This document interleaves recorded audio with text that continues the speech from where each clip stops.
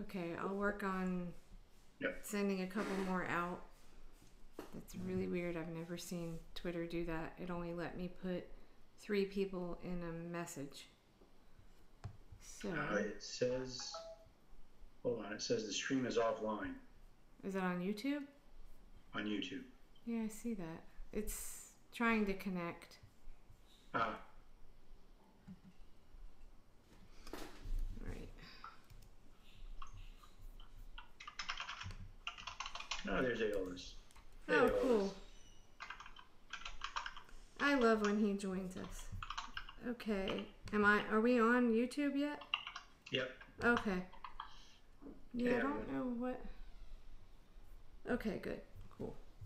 Alrighty. So, hi everyone. We thought we would talk about the whole Dem exit versus Dem enter, and can the Democratic Party be forced to reform, basically. And it all kind of, I mean, this is an ongoing issue. I think it's like the biggest issue of 2018 and into 2020. And it's something we deal with all the time with candidates and support for candidates that are CFAR or CWAC.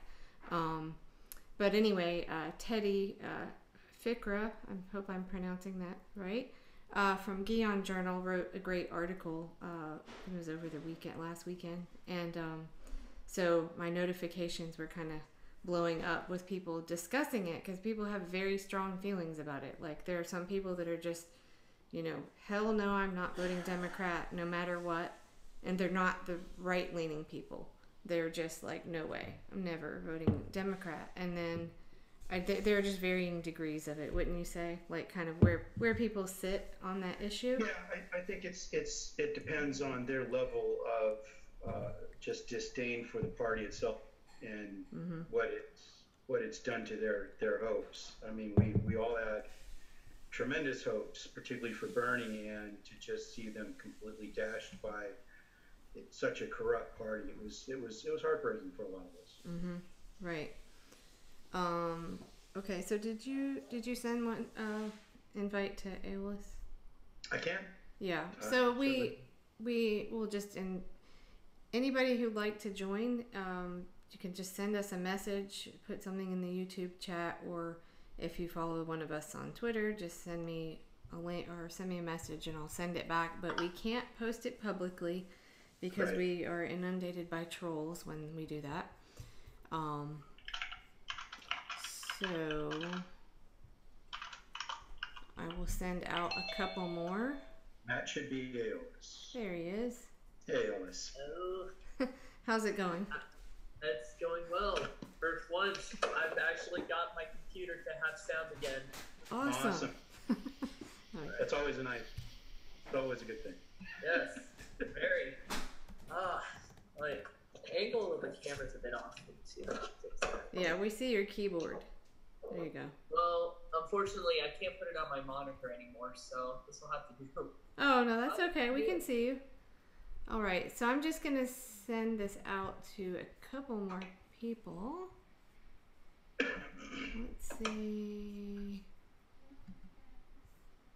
One thing I'm happy though, I finally got my computer upgraded. So. Awesome.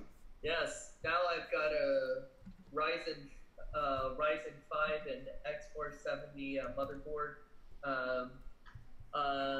Middle rate, an entry level NVIDIA graphics card, and 16 gigs of RAM.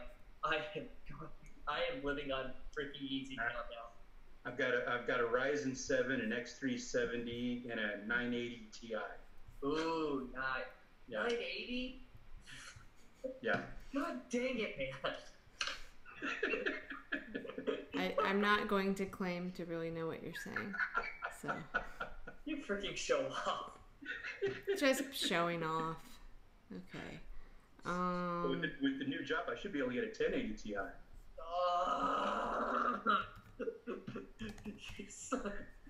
You son of a bitch.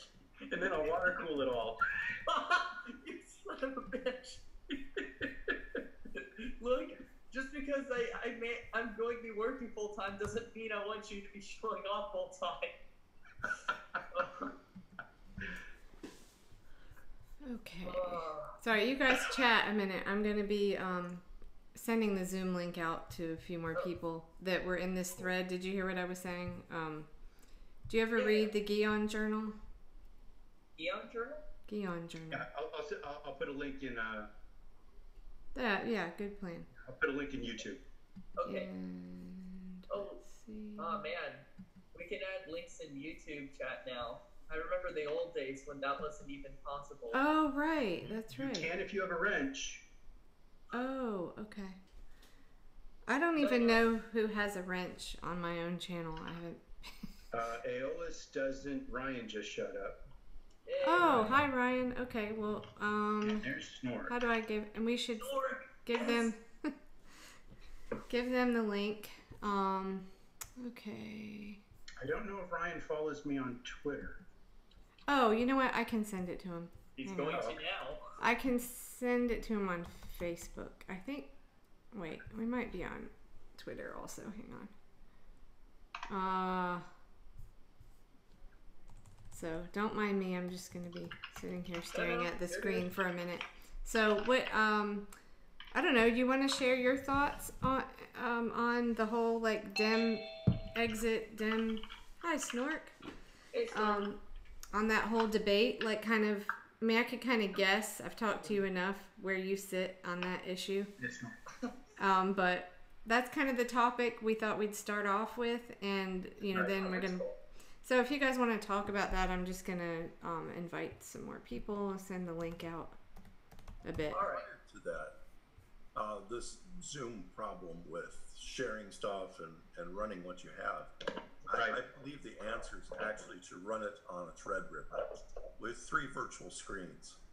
Okay. So you can easily swap between the virtual sessions. Oh, fuck. I don't have the money for a Threadripper, though. I will here shortly. There you go. But find me a decent motherboard that'll take more than 128 gigabyte of RAM. More than? How much are these More things? than. Why would you need more? Okay, a Ryzen Threadripper, Kelly, can run from $500 to $1,000. But that's a CPU. Yeah, What is Yeah, it? that's just for the CPU. Okay. That's for the processor. If you get a one worth about $400. min. Yeah, the memory. If you get 128 gigs of memory, you're looking at about maybe $3,000, about $3,000 just for the memory. I think in this case it'll pay off. Okay. There's a Jesus Christ. There's a certain brand of overachieving assholes who. No. It's the same people who want to do VR in 4K. Why wouldn't you? You don't need. First off, you don't need VR. It's a stupid fucking gimmick. And second of all, to do it in 4K, that's just adding a certain extra degree of lunacy to an already bloated budget system that you could have easily put into building a peripheral system for a Star Citizen. Also, during the winter, I can use a Threadripper to heat my house. There you go. There you go. Right there. I have another alternative. I can recover 12% of the heat energy. There you go. Jesus Christ. Yeah, those thermocouples are great. I've got another thing better. Oh, crap. Okay, so Ryan, you haven't followed me back on Twitter, so I can't send you the message there, but I'm sending it on Facebook. And wait a minute. YouTube has a message out as a messaging system now, though. oh, right, I could do that. I haven't used it yet, though. Yeah, I've tried. It's a little finicky.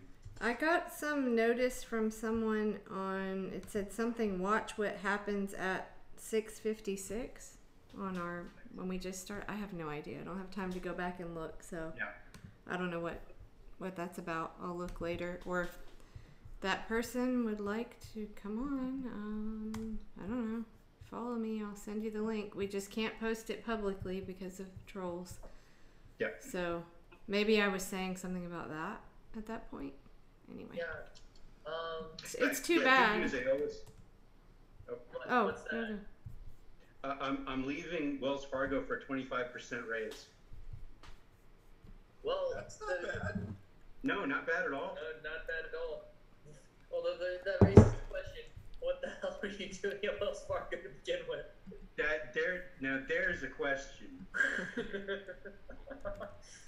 Agree with you Being a there. progressive in Wells Fargo, that's kind of, it's kind of like being a neo-Nazi at a Stalin did nothing wrong rally.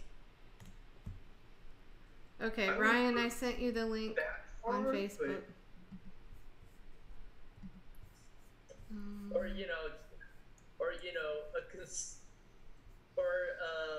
a Prager University professor visiting a local anarchist conference. They have professors? That's the joke. Yeah, that would be the joke, because I don't think that's even a real university. It isn't.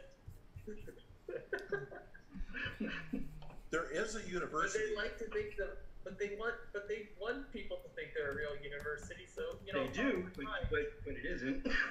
No, it really isn't. There is a university in Oklahoma. Uh-huh.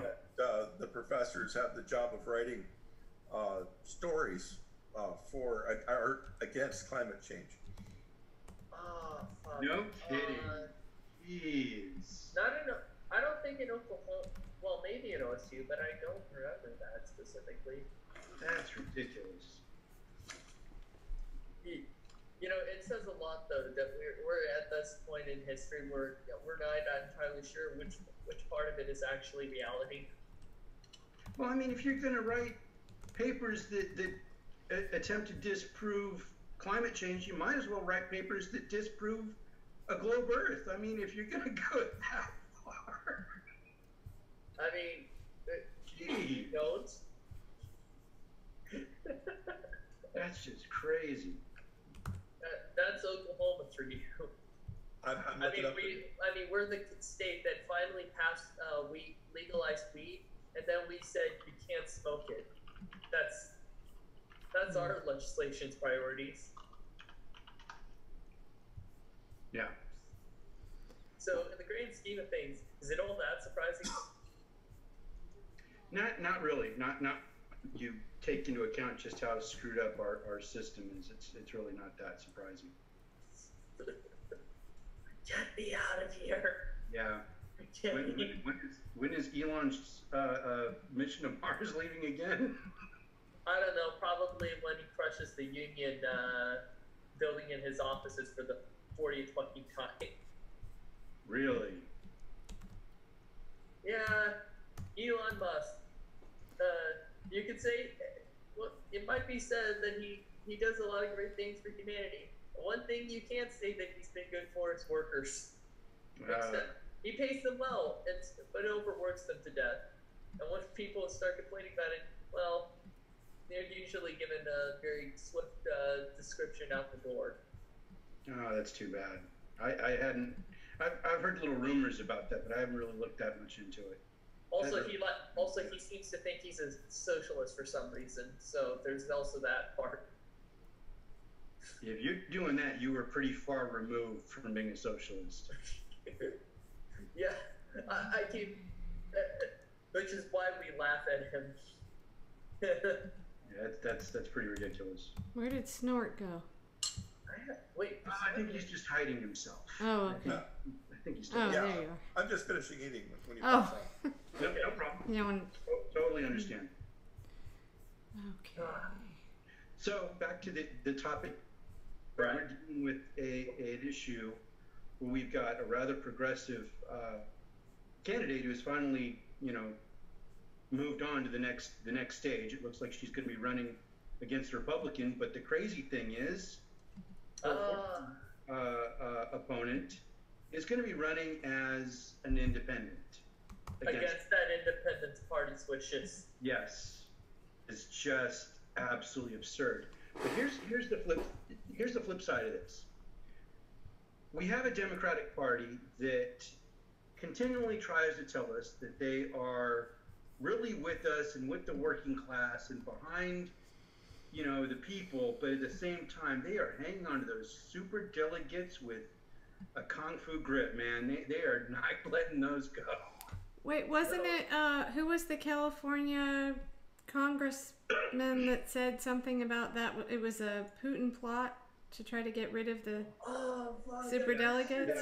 Yeah, I can't remember who that was, but yes, there was a California Democrat who said it was a Putin plot to get rid of super delegates. The grass here's the crazy thing. He said the grassroots movement to get rid of super delegates was a Putin plot. That's just right. The level of thinking that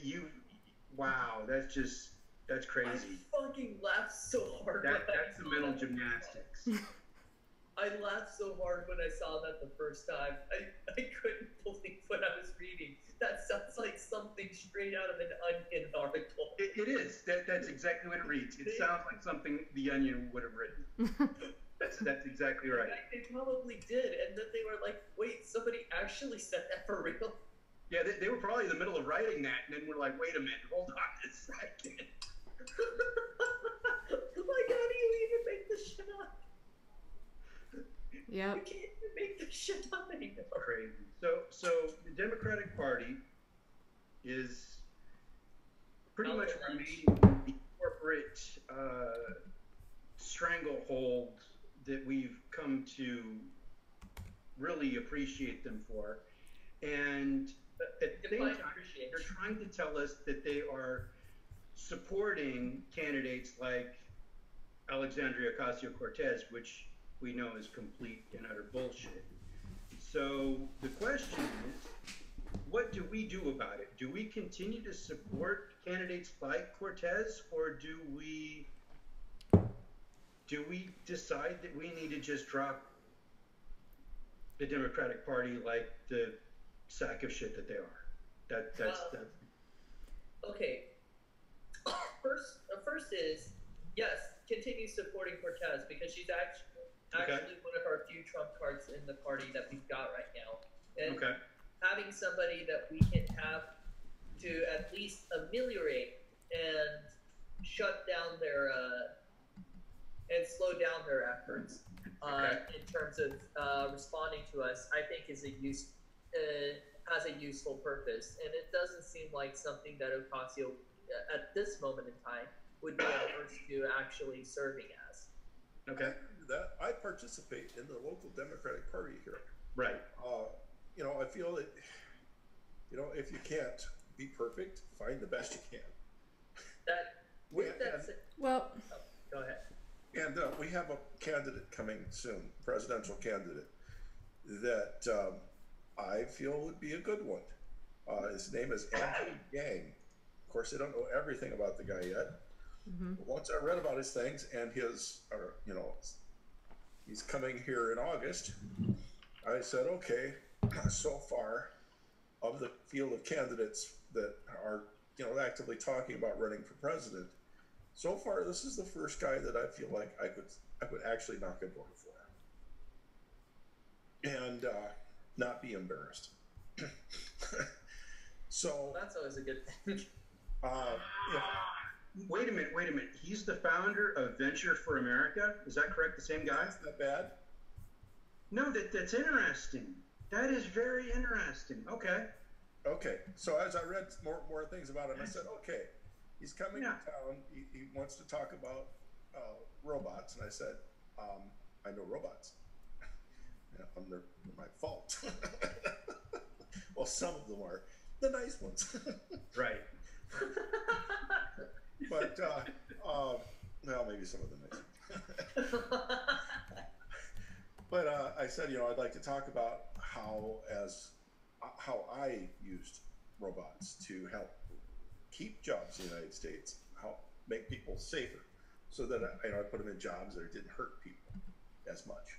But the thing was, I said, bring it up.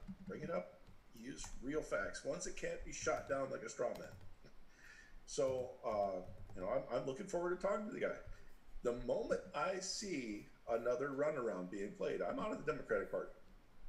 That's the way I feel about it. And I did tweet about Ocasio, was that she has raised a lot of eyebrows when she took out reducing the effort to fight in wars. And I'm almost to the thing where I'm going to be putting in,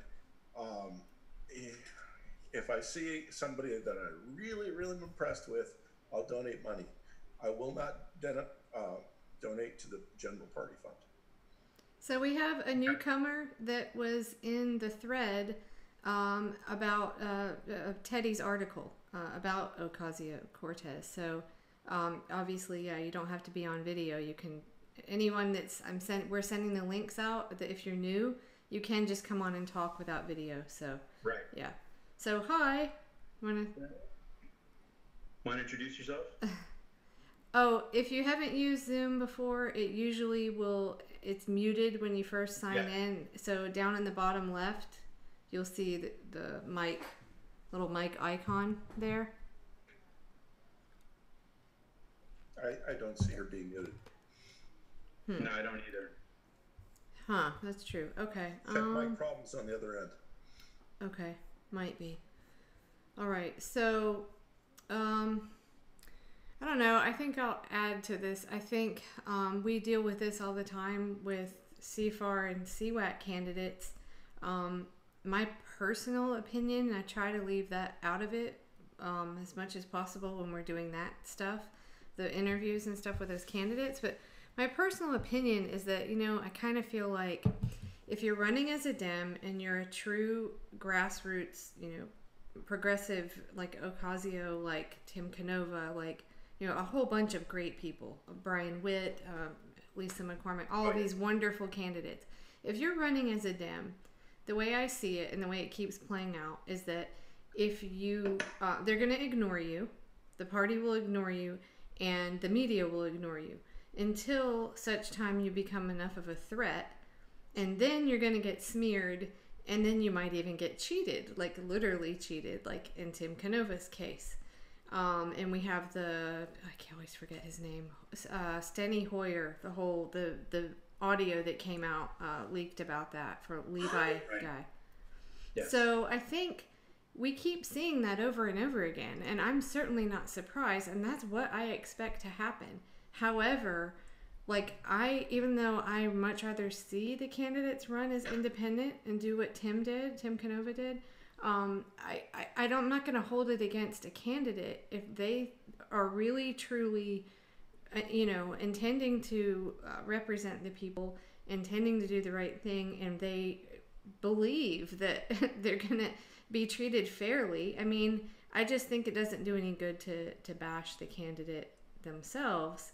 I mean, if you have that strong of feelings and you're not going to vote Dem, then, maybe communicate that to the candidate they should hear. And I think maybe more will run as independent. But I just don't subscribe to they're automatically bad if they run as a Dem, I guess is what I'm saying. Even though, I don't know. I have a lot of animosity towards the Democratic Party. So, I hear all those complaints and I agree. But I think we have to take each candidate one by one But I guess the danger is stuff with Ocasio-Cortez is, we have to watch because the party wants to just suck in candidates like her and just do what they did with Obama. They want to just, say, yes, look, now we're progressive, everybody vote for us.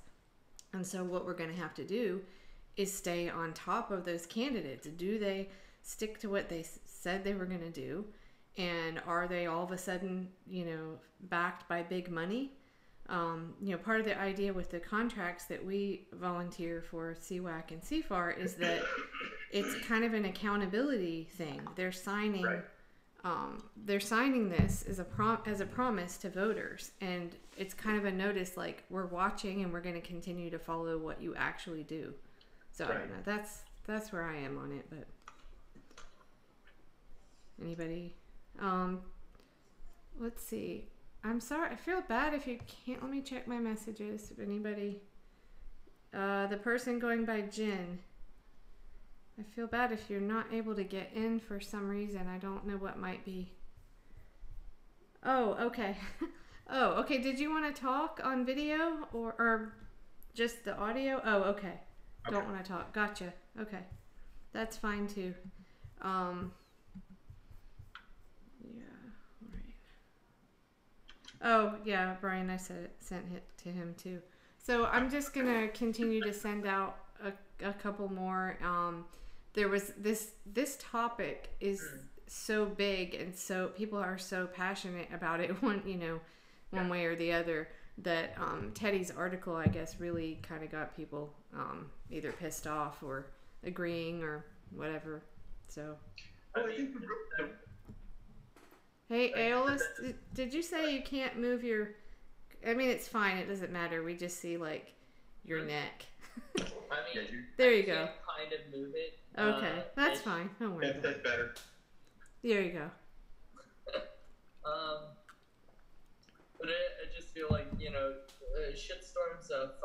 shitstorms and discussions of the progressive movement, that never happens here. Oh, right. Well, nothing but the finest and most mature discourses happen amongst us. well, okay, but I mean, it's the topic. I mean, of 2018. This is happening. No, We're seeing this across every single primary, and I don't know. Do you guys see what I'm seeing? Is that, like, if they really get enough attention, then they're smeared. If they really gain any traction, they're smeared. What do you think? Well, the worry is too, and I can kind of see this point to a certain extent, is that if you have somebody like Alexandria who suddenly changed the face, as it were, of the party, that she might be used as a sheep herding mechanism in a way. Right. And the worry is that, yes, the Democratic Party will get behind her in order to basically increase their ranks, but at the same time, they're not going to do anything to actually advance her positions.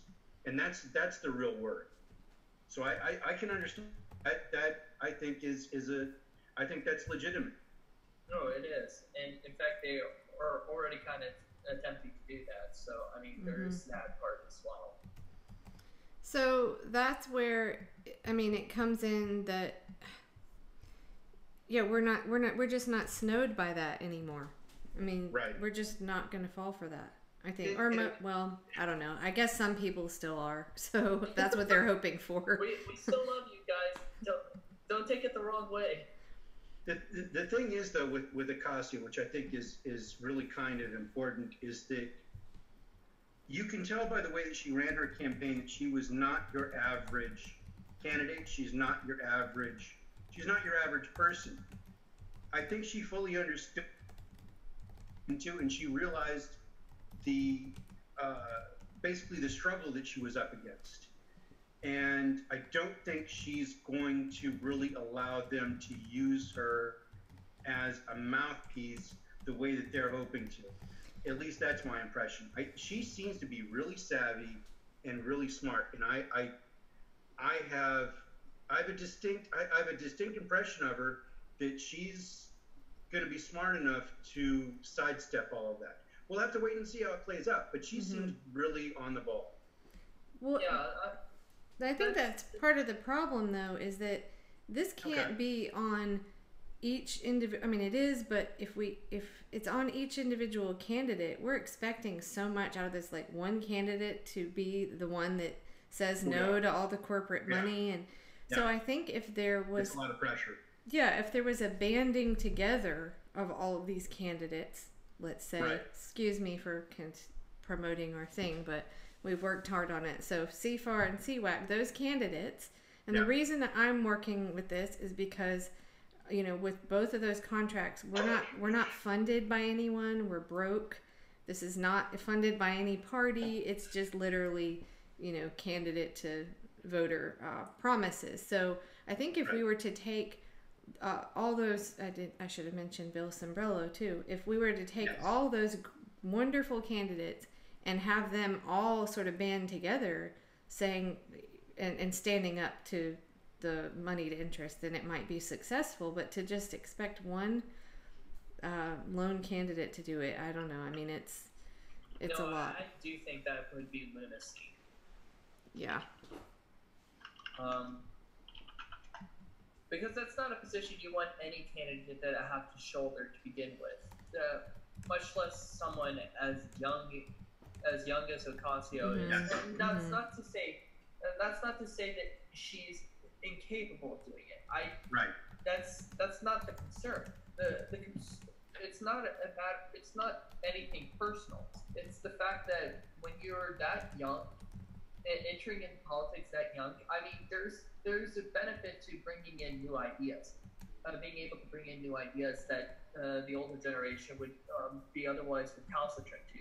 But the flip side of this is that this is also the point when you're the most vulnerable to influences from your elders. And Ocasio's held up well so far. So I don't want to discredit her. I really do not, because I do think that she has a big role to play. But at the same time, I feel a bit guilty in admitting about that, because because by acknowledging that that's the position she's in, I feel that by in and of itself somewhat sets up an unrealistic expectation about what we should and shouldn't expect of her. Because at the end of the day, she's at the point now, officially, where she's no longer just some person on the street. She is now a politician. And regardless of how much she may or may not wish to rail against that fact, she is now going to have to be beholden to the interest of a bunch of other people that aren't her, just her and her base. And that I feel like is the big question of and not just of whether or not she can resist the temptation, but even in the most optimistic outlook, is how long could somebody hold out under those conditions? And that is what I personally worry about when looking at Hey, Brian, do you mind? Sorry to interrupt you, but do you mind? When I click, if I click on the chat, sorry, the person that goes by Jen, if I click on the chat to read it, it's going to broadcast up, and so I'll just, if you don't mind checking it, or anybody else wants to check. I am checking it. Okay, thanks. So she just mentioned Mindy. Oh wait, what was the name? Mindy Mesmer. Yes. Okay. There's another Mesmer that we interviewed in Missouri. There is, isn't Yep. there? That's interesting. So I don't know much about her. We should encourage her to check out CFAR and CWAC. So it's CWAC. I'm looking at her site now. I've heard of her before, but I don't know that much about her campaign. But yeah, so I mean, we also do we do candidate interviews and candidate panels like this. For anybody that's just curious what we do. On Saturday night, we tend to just kind of have open discussion like this. And really anybody's welcome. We wish that we could post the link publicly, make it even more open, but that's had problems. So anyway, but if a candidate wanted to come on Saturday night and just have even, this kind of loose conversation, that's cool too. So anyone that we send the Zoom link out to, feel free to pass it on if it's someone you trust and would like to come on to join. It's just been a really great way we all have a lot to say on this stuff, right? Come, we wish to feast on your friends' tears. I mean, have a pleasant and enjoyable conversation with them. Yep. So, do we have any other examples? Let's see. So, okay, Ocasio-Cortez won. some have done really well, but not quite won. We have several examples. But when we have those wins, I mean, those are the candidates that need to band together and form some kind of coalition. But I don't know. Do we have any others?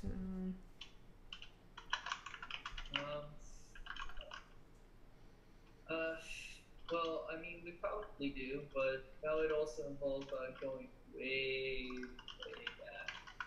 Really? The type chat? Or... Oh, okay. Now? Oh, you have display capture instead of window capture set. So Ryan is saying set display capture instead of the window capture, and you'll get rid of. Okay, I'm a little nervous to do that in the middle of this. I'll end up, it'll go shut down. I think that's okay as long as it's, yeah, I see that. You can see, but it's really small, so. Yeah, I don't think it's that big a deal. No. I mean, we have, yeah, I wouldn't worry about it. No. But I will figure that out later. Thank you, Ryan. I'll just try not to monkey with it right now. So, let's see. Ryan, I sent you the link if you care to join in. I don't think he's feeling well. Oh, okay. Okay. Let me see. Oh, you know what? I should invite Rich Stevenson, our independent candidate in Kentucky. I think he stays up pretty late. And he wrote a book and a populist voter pledge. To basically, say you will not vote Democrat or Republican. So you can tell how he feels about that issue. Well, Oops. I'm not saying that not voting is a bad thing. I will, however, say that understand that the risk you pose by abstaining from voting is just that other people are going to choose for you. So it's a perfectly valid. I personally think it's a valid opinion to have, and it's a perfectly valid option. I just think that if you live in a representative republic, then you need to be aware about what risk you're taking for yourself politically when you make that your decision, and be sure that you can effectively justify your arguments when people ask you why you don't vote. That's my only word of caution. But otherwise, Okay, so you're just saying if you don't vote at all, right? Huh?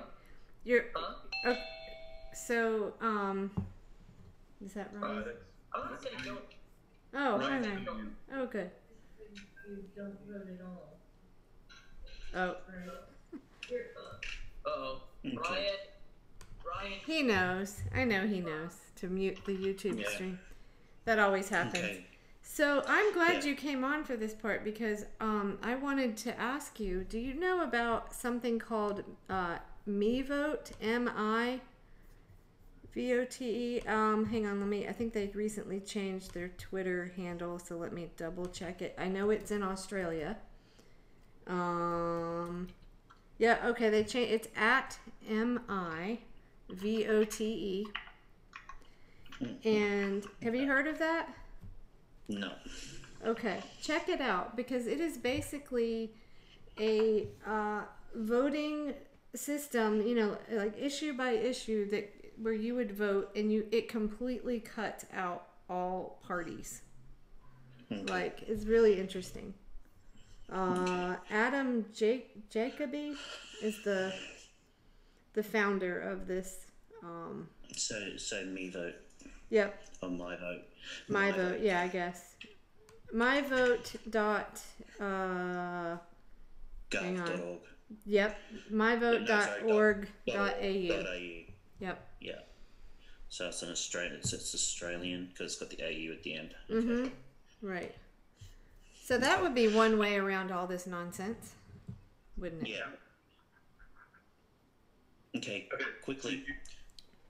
Yeah. Open up, Kelly, open Yep. up OBS. So have OBS open. Yeah, I've got it. At the bottom, you'll have scenes and sources. Okay, hang on. At the very bottom, where you click between scenes and sources, at the very bottom. I don't even see. There's two lists, scenes and sources. Hang on, let me open up OBS. Yeah, no, I don't see what you. Yeah, hang on. I'll open it, and it won't interrupt your stream because all I want you to do is I want you to go from capturing what's on your monitor to just capturing the Zoom window. That way you can open things and stuff. Okay, so wait. I want to. I hesitate for a second. I am on a Mac, and that has seemed to. Oh. Something just happened. Yeah. Okay. It's me sharing. Oh, okay, Yeah, so okay. Keep sharing his screen. Okay, Yep. gotcha. So scenes, and sources Oh, at the bottom. okay, gotcha. Yeah. Okay. So what I want you to do. What I want you to do is I just want you to press the plus button. Okay. Yeah, and I want you to go to window capture. Click window capture. Okay. And then click OK. Okay. Okay, and then in the window, you want to do the zoom.exe. Okay. Yeah. I only see zoom dot. Yeah, meeting controls. Yeah. Meeting ID. Okay. Yeah, just click that. Okay. And then click where it says capture cursor. Get rid of that because that'll just lag your system out real bad. So remove I don't see that. It's underneath. So if you go down, it says window match priority, and then below it says window capture. The tick boxes, little tick boxes below. No, it says show windows with empty names or show window shadow. Okay, then just click OK. Okay. Now, what you want is that window capture to be at the very top of the list. Yep, it is. Okay. Okay, just let me go back. There you go. You done? Just let me have a look at you on YouTube for a second. Okay. Where are you? Where are you? Thanks, Ryan. Okay, so you're really huge at the moment. So what I need you to do is go and on the stage or the canvas, which is the big where the picture is in OBS, where I need you to click on that. Okay. And it should come up with a red box. Yeah, it's there. Okay, just drag those corners. Yeah. So everything's nice and compact on your stage. I'm not sure what happened here. All I see is Brian and Aeolus. Yeah, so what you need to do, you need to drag the corners and then drag the picture back in. Okay, let me try. So drag it into the red box, right? Yeah. No, just click in the top right-hand corner or the top left-hand corner. The little red circle. Drag that so it's smaller, but not right off the black stage. Don't drag it off the black stage. Just down, and then just click and hold, and then drag the whole thing up again. Do what? Okay, I'll show you. I'm sorry. Okay. I'm on a Mac, first of all, so everything's different. You're getting there. You make it smaller. You're making it smaller. I can see you're making it smaller. Bye, June. Thank you for joining. You made it bigger. You made it smaller. Okay, hang on. I'll share. Hang on. Just let me share again. Okay. Oops, wrong one. Share screen. Here we go. So here's my OBS. Mine's got green because I've readjusted it. Okay. So what you can do, if I click in this top left-hand corner, this little red circle, right, I can resize it. See how I can resize it? If I click and hold and drag, it brings it back up to the very top.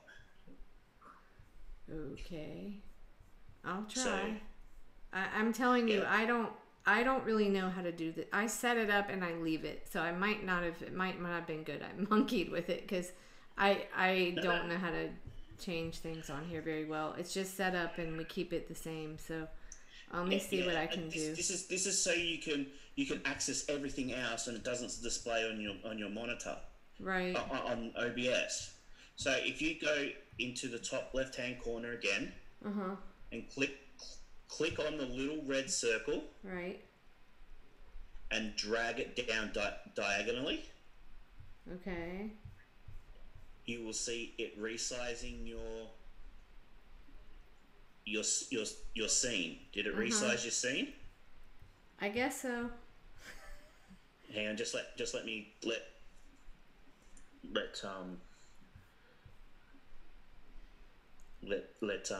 YouTube catch up. Okay. Yeah, slight delay. Okay, yeah, you're nearly there. Just keep going a little bit more. Because what you want is those red lines to match the black background. Right. Yeah, that's how it was before, but I don't know what's happening now. Yeah, keep going down a little bit. Now stop. Now we're... And then just click on it and then drag it back up. That's it. Now click on that corner again. Make it smaller.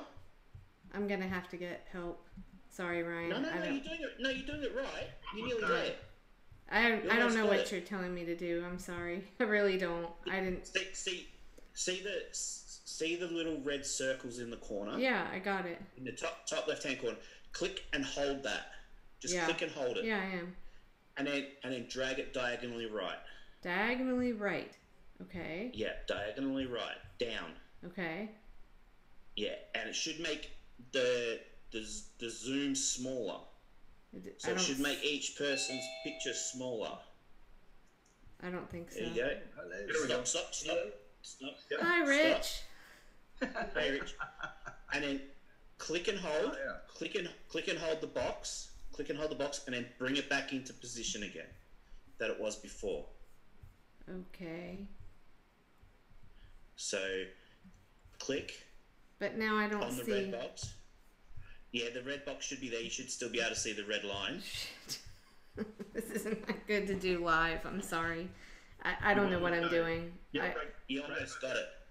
But I don't see the people on the bottom. Like, look, now what do I do? Where are the people on the... Yeah, so click on it. You'll see the red box. Okay. You see the red box around the whole thing, and it's still got the little red circle. Click on the little red circle again. Click and hold.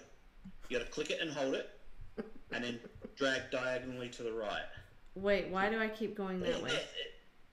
No, it will do it that way. It'll just shrink it down. It does it in proportion. So if you shrink it you shrink it right, the bottom will come up. Okay, but I can't get it back in focus though with everybody. Yeah, you can. It's just all it's doing is it's just doing the proportions. It's not. There you go. You almost had it. If you go back a little bit and a little further. A little bit further. Yeah. A little further. To the bottom of it. What did we accomplish with this? Okay. Sorry. Right. So you should be on your OBS. That's fine actually. Yep. Okay, we got it. That's good. There. Done. Perfect. I appreciate it, Ryan, but this is not my area. I have everything set and then I don't touch it. Like I just stream and if I have to do something, I have to do it offline, to get it set up. I'm just not my area. No, but I guess the only thing that it will do, it will allow you to open things like chat and stuff like that, and other browser windows without it showing up. Like if you wanted to look at your favorite porn site, then no one will know that you're doing it. Well, I would have to have, and please, Rich, take no offense to this, I would have to have the senior citizen tutorial for this, like if you wanted to teach me how to do this, because I'm just not, especially I feel on the spot right now, live doing this. So are we good now? Is it back in focus? Yeah. With all of us? Okay. Yeah. Now you know what you're dealing with me with this, so we'll do this offline. You did it. You did great. It works. Okay, thank you. It works. Okay, good. No, I think Rich might be able to figure it out better than I can. I don't know. But yeah, Ebon helped with all this and taught me what to do, but I just don't touch it usually. So, okay, so I'm glad you joined, Rich. So I don't know if you, you just got home. We were talking about an article. I think I sent you one of them from something called the Gion Journal. And yeah, right. I read some of that. Yeah. I love the writing there. It's very good. They have several really good writers. So the big debate recently was about Ocasio-Cortez, and I think everyone is kind of in different camps here when it comes to this issue. Like, there are people that say there's no way the Democratic Party cannot be reformed, and I think that's probably where you with your populist voter pledge to refuse to vote for either major party. That's there's right. there's that line of thinking, and then there's still people like Nina Turner, as far as I know, is still trying to reform it from within, and there are people that feel like they can do that and force the issue. So that's kind of what the debate was, and we had from Teddy's article, a lot of people were chiming in on that, and so yeah. Okay.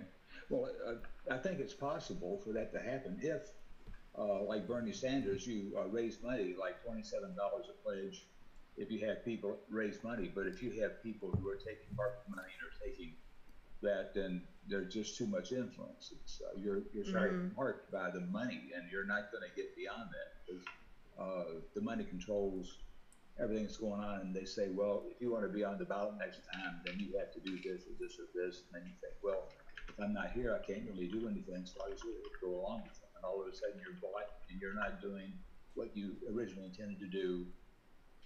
You're compromised, basically. So there's that. I'm a big fan of her. Cortez, what is it? I still don't have it right, but she's a great candidate, and I hope we have a whole lot more of the same kind of candidate. And if we had enough of those, then maybe we could have an influence on maybe changing the Democratic Party. But it would take an awful lot of those to overcome the power base that and the people who control the party. So it would take. I don't know how many it'll take, but if you have an independent or a nonpartisan elected, and they overthrow that. Now she unseated one of the most powerful people in the Democratic Party. He was fourth in line as far as power goes, or whatever. And if you have independents or nonpartisan people unseat career incumbents who've been there for 10, 20, 30 years, and they have a hold on they think they have their hold on their district.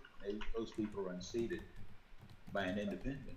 You start having that kind of election, and then you're going to have to start having the Democratic Party pay attention to our issues, the issues that we need to change. And the Democratic and the Republican Party.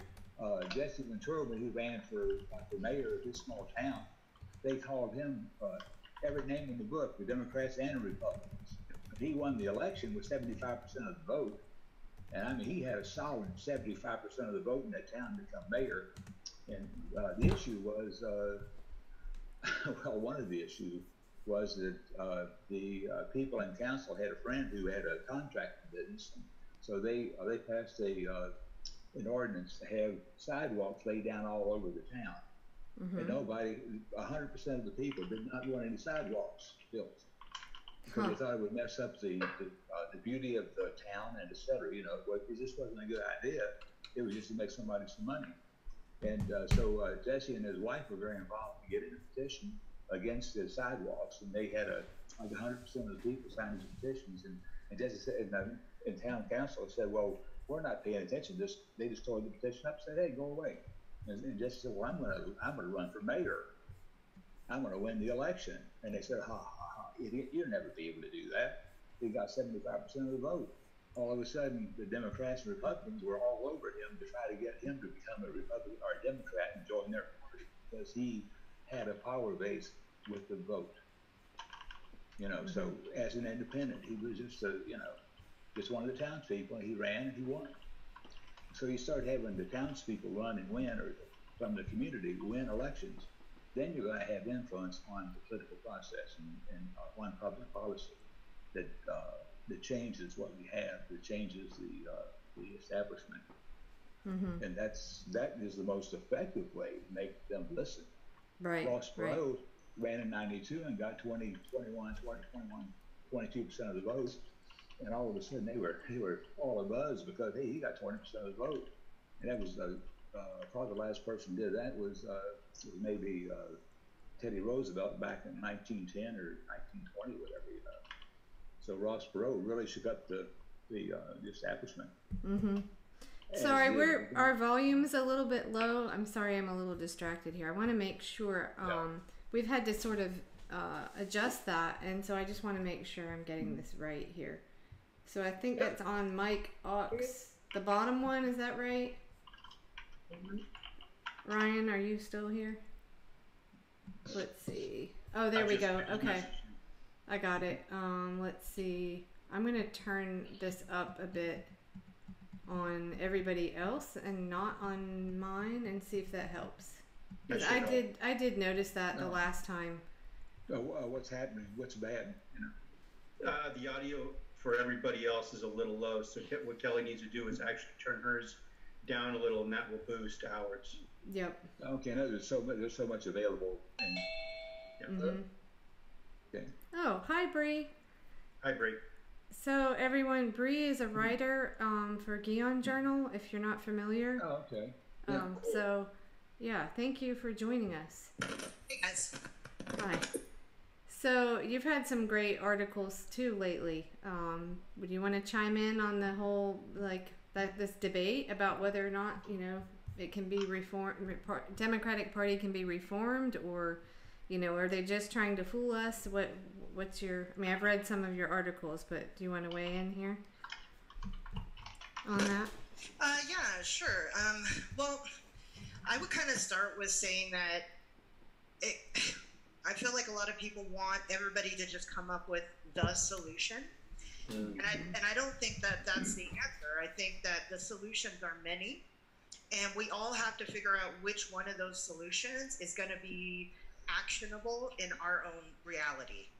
And so I kind of am against the whole, is this going to work? Because it seems like a lot of people, especially the Dem Enter movement, they're pressuring everybody to get on board, do it our way, and everybody's got this my way or the highway attitude. And no offense, but that's divisive as fuck. How are you going to get unity when you're requiring everybody yield to what you want? Now, if you have a strategy, sell me. If you can, it's just like voting. If you can sell me on your strategy, I will join you willingly. And then I am self-determining that that's what I'm going to do, and you're going to have my loyalty and my time and my energy and my money. But if you're just, kind of trying to shame me or embarrass me or pressure me into jumping on your bandwagon, well, then I'm not even going to be a good ally to you in the long run. So I'm not seeing what you're getting out of it. So I think we should step back and let everybody have the space to say, this is my strategy. This is what I think is going to work. This is what I want to do, without hearing that as, well, then my strategy is wrong. Like, you should be able to hear someone else present their ideas without feeling your ideas are threatened, but rather look at it as, where can I get, like, from your perspective, where can I join with that? Like, where can we ally? Where can we unify to get action to occur? And then it's not as divisive, and then all the strategies can be successful, and whichever one actually gets us over the hump of getting some real change. Does it even really matter? To me, it doesn't. I just want some change. So that's kind of my broad overview. No, I'd agree with that personally. So about money, I have a question. Does anyone know the answer to this? Where is all the money that was donated to Bernie as of right now? Because I tried to look that up a while ago. I haven't looked recently, but That is a good question. Does anybody know? Was that just taken into the Democratic Party? I believe that was taken into the Democratic Party under the joint fundraising agreement that allowed Bernie to run as a Democrat. Yeah, the blue, whatever it is, the blue. Act Blue? Act Blue, yeah. Yeah. But I donated about $40 or $50 to Bernie's campaign, and it went into Act Blue, and I felt bad about that, but that's the only place you can give money to that I know about. So. Do you know that some people really gave Tim Canova a hard time about using Act Blue still, even when, when he switched to running as an independent, and he changed it. He listened and he said okay. So he's not, as far as I know, he's not using that anymore. No. Hey, who is he using? I would like to donate to his campaign. Just go to timcanova.com. I'm not exactly sure it's directly to his campaign, I guess, but so he that's what we need, and that's what we have to do with all of these candidates is put the pressure on them, let them know we're listening. I use PayPal, and it's something you can have a micro donation. Like if you give $1, there's 90 cents of the dollar goes to the candidate, and 10 cents goes to PayPal. $5, it's 5% plus 5 cents. So I have it on my page. Go to my page. Donate $1 to Rich Stevenson for Congress, please.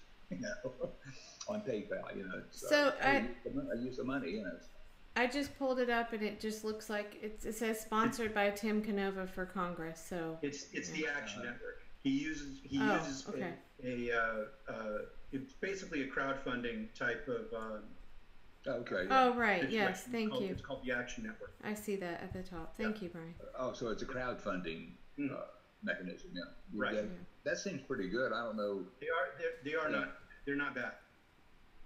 Yeah, well, that's I know on my page all you do is what I have a PayPal thing. Go to that, and you can do it with PayPal, or you can use credit cards or whatever you want to. It's very simple to do, and no limit on it. This is a slightly off topic, but it just popped up, and I want to share it. So one of our, and it is pertinent to all of this, because one of the things that we've seen that's happened when a candidate, Tim Canova, like him, is really a threat. He was cheated. I mean, that looks like what happened. I mean, statistically, it was. Question.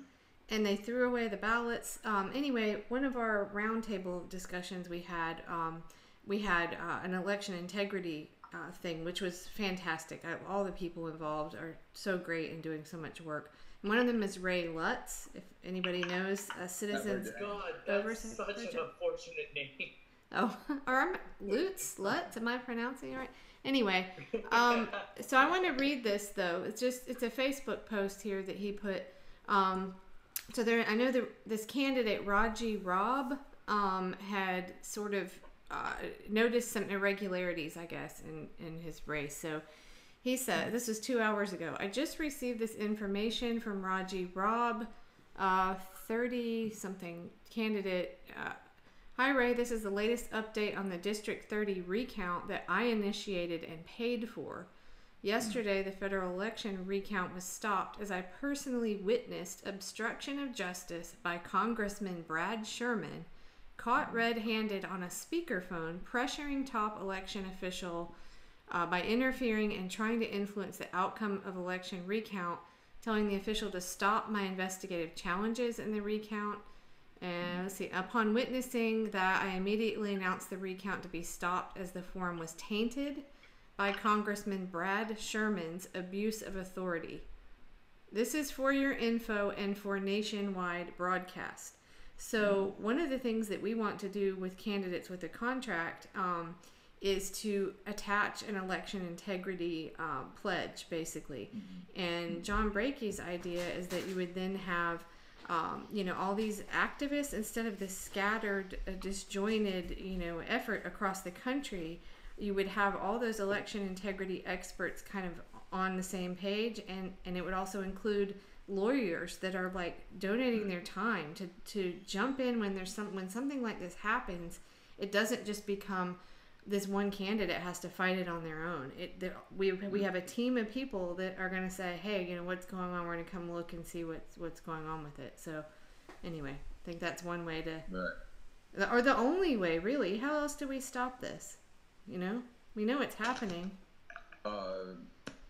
Participation by a huge number of voters. Yeah. I'm kind of on the opposite of you, though. How's Sorry to interrupt, but no, go ahead.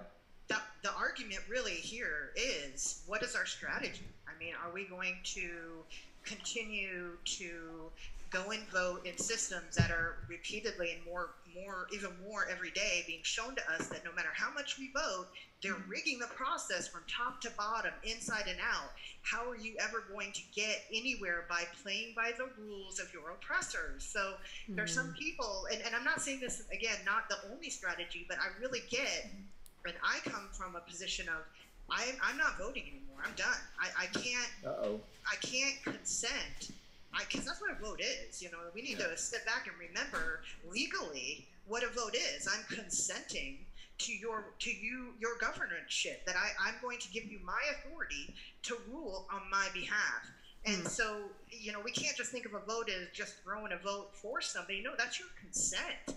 So do you continue to consent to a system that isn't even counting your votes, or do you withdraw your consent and dissent to the whole process? And I think it's, people are falling on both sides, and I understand both sides, but I'm definitely on that. I'm done. I'm not going to give my consent to that system anymore. So what do you think, what's the good result of doing that? What do you think will happen? The good result would be, not that by withdrawing your consent you stop participating completely, but rather that you embrace other strategies. So you start to fight from outside the system. You start to either help, and I do still help third parties to try to overcome that duopoly, because and I have voted Green. I voted Jill Stein. I might even vote Green again, possibly, but I'm really, you know, at the point of, I don't think I even want to consent to the system at large. But when you can't use that mechanism, you have to find other mechanisms to exert your will. You need to challenge the legal system. You need to bring court cases. You need to, I mean, there's a million and one ways, but you have to find another way to exert pressure and force upon that system without the electoral system. Well, this is exactly what we like to talk about here, like a differing, you know, viewpoint on it. So, yeah, not to push back on you too much, but we, you know, John Brakey, election integrity activist, always talks about how non-voters are the biggest block of people.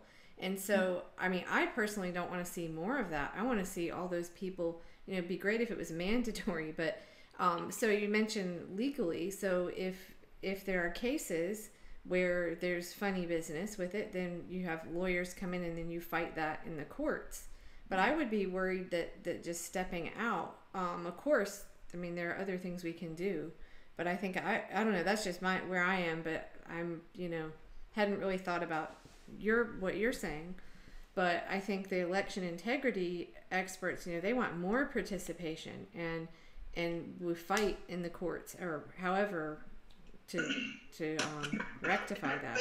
But do we do more participation before the system is fixed, or do we not participate until the system is fixed? You know what I mean? So I feel like if you continue to participate in a broken system, you're upholding it. You're giving it validity. When if you are withdrawing, well, then that's, I mean, literally, I know this is hard to picture, but imagine if only 10% of the American people voted. Do you think that government would stand? I don't know. We're already so low, and that's what I would. Not at the 10% though. You know, you're missing my point. Is that the end trajectory? Like, so, if you look at the trajectory of Dem enter, where does it get you? And if you look at the trajectory of Dem exit, where does that get you? You know what I mean? So for me, when I look at nowhere for either one. Nowhere so far, because we haven't brought it to its peak of we can't get, and that's the thing, is we're stuck. We can't get everybody to go in, and we can't get everybody to go out. We're about 50, and people are going to have to search their souls and decide what strategy they think is right for them. Well, here's my thinking in this. I completely agree with you, Bree. I think where you're coming from is a pretty accurate picture of the situation. People are either at the point where they're just done and they're washing their hands of it and they're walking away, and you've got others who are saying, I'm not willing to count them out yet, and I'm going to stick in there, and I'm going to do what I can to help to change. But I think what it comes down to, and I've said this many times, it comes down to us. We have to be the change that we are looking for. We have to embody that, because the system itself isn't going to change if we don't change.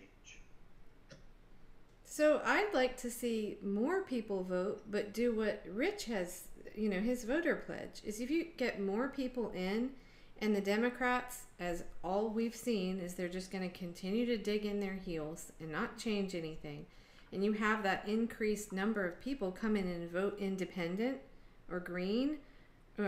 I think independent has, I'm kind of partial to that. I think that could be the way to go, but because we see that over half the country is now identifying as unaffiliated or independent, I think that's where the power might be, but that's just my take on it.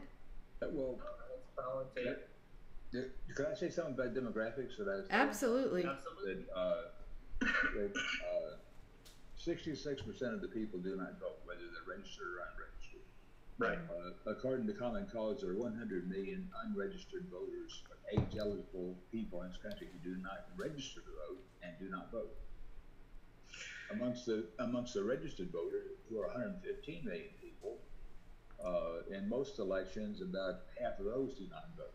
So you've got 75%, 80% of the people do not participate, period. So that the Democratic and Republican parties, all they have to do is have the likely voters show up, and they elect all Democratic and all Republican candidates.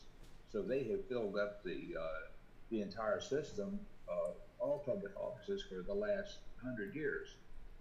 You very seldom see an independent or third-party person. In nonpartisan elections, actually, on a local level, your guy running for the local council seat in a city or in a town or whatever, the Democrats or Republicans throw $15,000 to $20,000 at him, so they finance that election at $10,000 to $20,000, and nobody else can raise that kind of money in order to compete with them or her. So the Republicans and Democrats start out, and they fill all of the nonpartisan seats at the local level.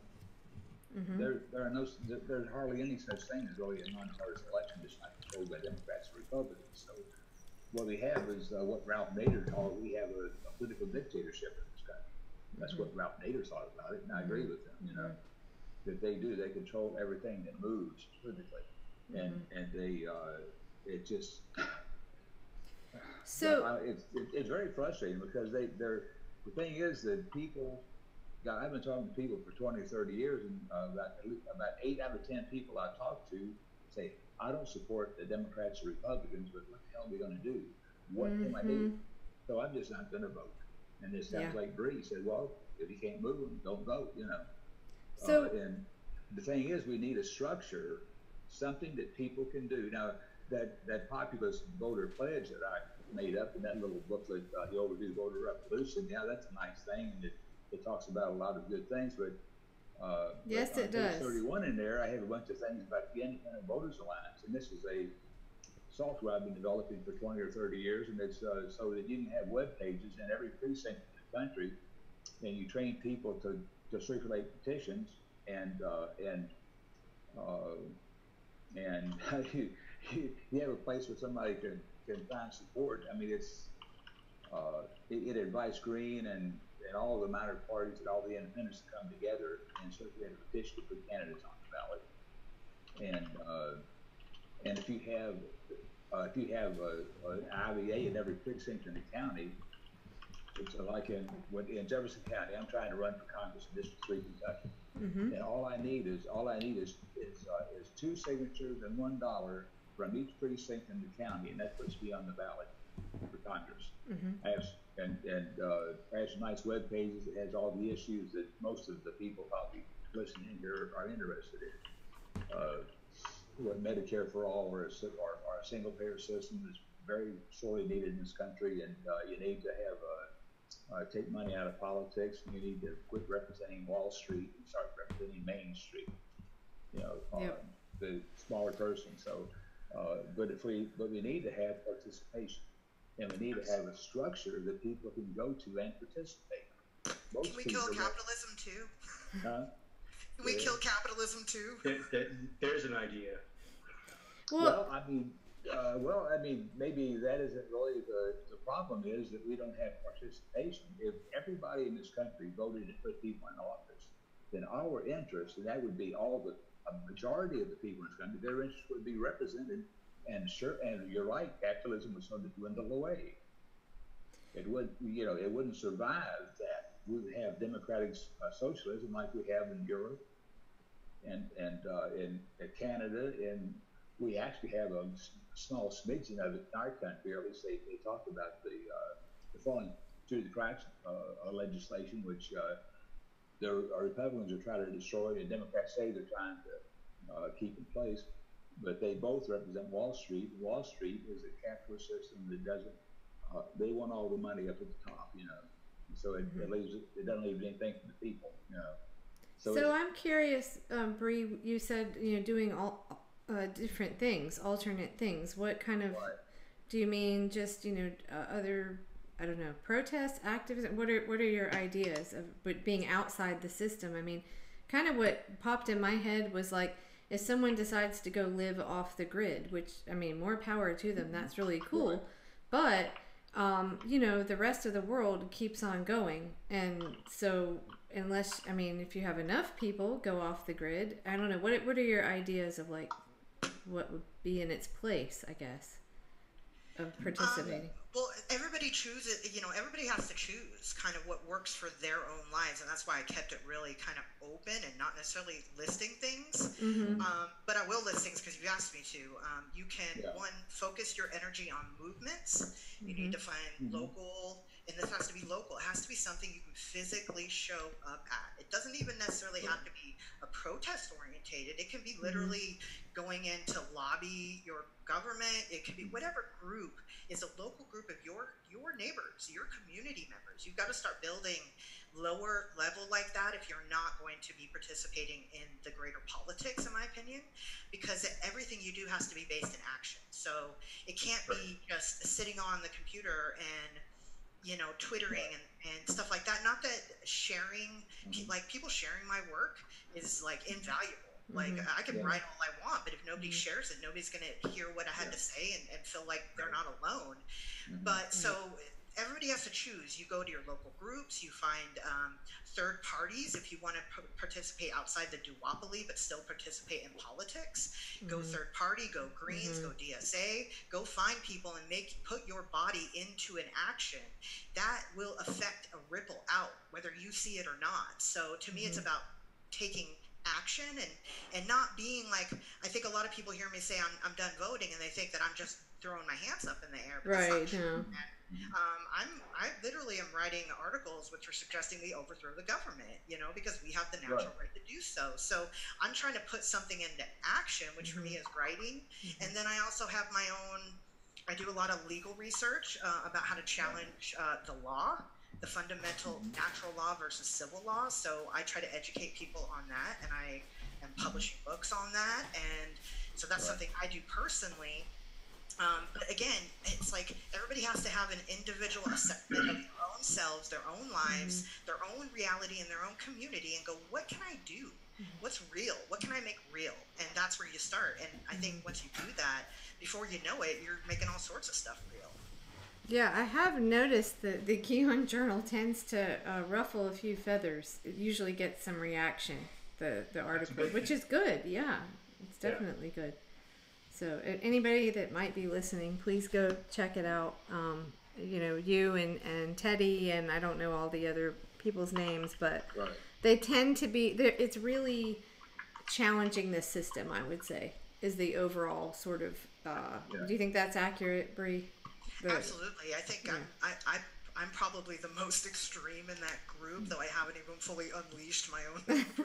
More power to you. Because go ahead. Bree, could I ask you to read the Voter Revolution? Because we have the same mindset. We both believe we need a revolution. We need a mass movement in this country in order to change the system. Oh, absolutely. I support people fighting. That's my thing, is just because I have my own personal stance about how I, as an individual, am going to self-determine my reality while I'm here, doesn't mean that I don't support other people's. I actually still support, like Ocasio-Cortez. She's a Dementer progressive. I still support her as long as she stays truthful and non-corrupted. The moment she does, I'm going to go after her, just like I do everyone else. But I support people fighting in, some people fighting out, some people who are anarchists and want to kill capitalism. I'm pretty much on board with anybody who is going to try to bring about change. We appreciate your support. Yes.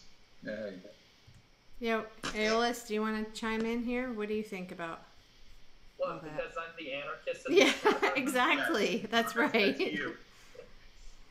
Well, You're not the only one. Well, I actually agree with a lot of what Bree says. For me personally, I'm much less inclined to believe in electoral solutions towards our problems than probably most of the people in this chat are. From my own study of politics, since 2016 and sometimes and for some bit after, what I've tended to notice is that, and I started noticing this during 2016 as well, but it really hit a head afterwards. Is that change rarely comes from people infiltrating within the system. It does happen sometimes.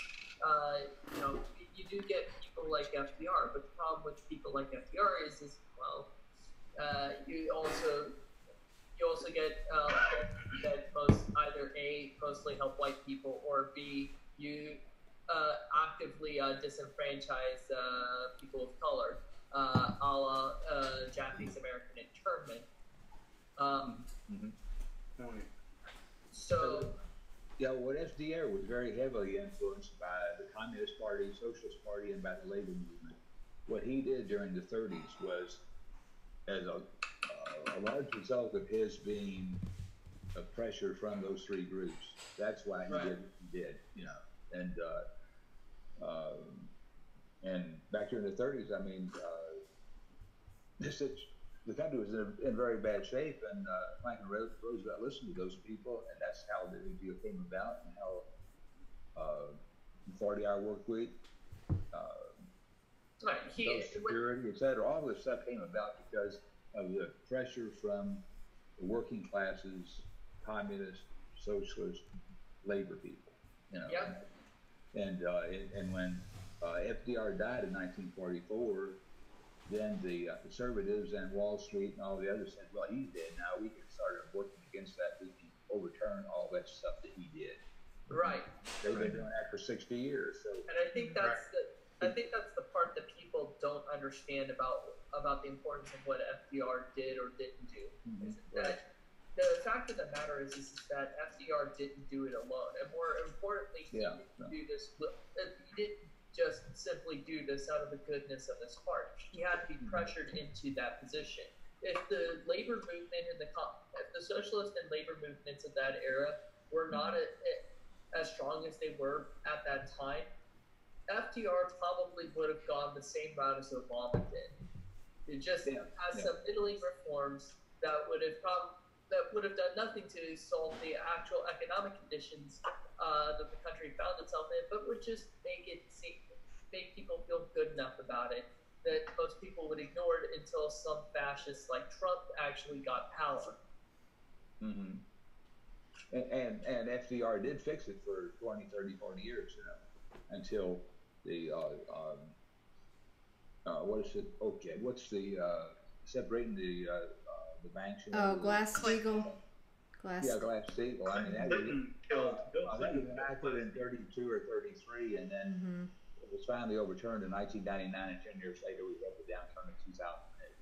And that's probably the reason we had that downturn, because Glass-Steagall was finally just totally annihilated and taken off the books. This is why I propose that we actually go much further than electoral politics. Is that those systems? It's all done through law, right? Right. Everything is manifest through laws, and if they, no matter what advances that we can make, they're gonna write the laws back. So if we want to correct that permanently, we've got to write a new constitution. We need a new contract. Oh yeah, that's right. I'm going to. That's more radical than I am. That's true. Right? I told you, I haven't even unleashed on you yet. That's where I want to go. Like in terms when were asking what my personal activism is, that's where I want to go. I want to go to the law, and I want to rewrite it in such a way that that never happens again. We need to rewrite our contracts so that the human condition is the priority of our collective government to execute for us, rather than profits, power, land theft, imperialism. Like, all of that can be written out of the law with a new contract. And no offense, but we've done this before. Yeah, right. And the guys who did it, they screwed us, right? So they did this awesome Declaration of Independence, where they declared that we had all entered our natural state and had all of our natural rights restored, and therefore had the authority to create such a government. Right. We can do that again, but when they created the actual contract, which is the Constitution, they literally violated their own founding instrument, which was the Declaration, by making the people be white Christian landholding males. So I mean, we need to go right back to where the root of the problem is. That's well, if the Bill of Rights and the 14th Amendment had not become part of the Constitution, then there would be nothing there for the people. Exactly. We'd still be in slavery, and we'd be living in feudalism, basically. May I say something really radical, more radical than what you said? Bring it on. Bring it on. What? You got a bold fucking claim there, son. Again, I was sort of when I was in ROTC back in college, and I learned this Army ROTC. And if you have an enemy, and militarily, the purpose of the Army is to meet with, kill, or capture the enemy.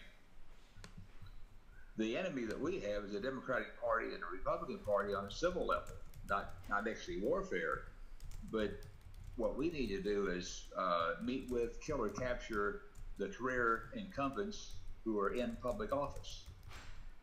And that is through an electoral system. The problem is that we have 15% of the people participating in the system, so we are very ineffective. We need to have a mass movement that has people involved in the system, and then we won't have to change the laws, because the Constitution with the Bill of Rights and the 14th Amendment provides for equality under the law. So there's some very good things in the Constitution. There really are. And if we have it so that we meet with, kill, or capture the enemy, who are the Democrats and Republicans in public office, if we fire them and elect other people, and good people who Cortez, and she's a good person, but she's going to be ineffective in the Democratic Party to some extent. But if we elect those kind of people, we can, with the Constitution we have, can get everything that we want. That people, the Scandinavians have constitutions. They have constitutions in Europe. All those countries have a constitution because of our country having maybe one of the first constitutions of that type in the world. And everybody else copied us, and so we did some good by having what we did in history. Well, what the good that's there came from the Iroquois Great Law of Peace, so that was. I am an American Indian. Well, I'm Native American. I mean, as I'm an Iroquois, Yeah, I am as well, which is why I know that. So I would say that the good stuff that came was taken out of a document that is actually far superior. And if you really want to go there, let's go to that document. Let's go to the Great Law of Peace, since that has a legal foundation. Since it was copied, we could actually go back to that, where women basically would be the Supreme Court, or some other body. That was a lot better of a document. So the good stuff that came out of there didn't come from those founders. But then also, I would suggest to you that the Constitution we have really isn't that good, and not even the amendments, not even everything you said is not good.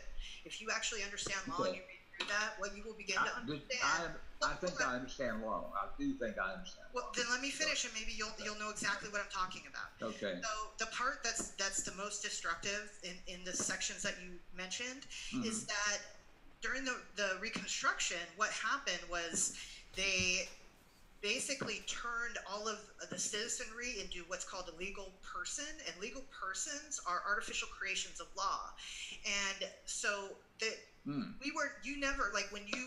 when we supposedly freed the slaves, what occurred was we created a new class of person, human beings in a person class, and we put them in there. We could have literally said that African Americans were people. Why didn't we say they were people? Why? Because the people class has still been kept separate. It still consists of white Christian male landowners. Everybody else is a citizen and a legal person.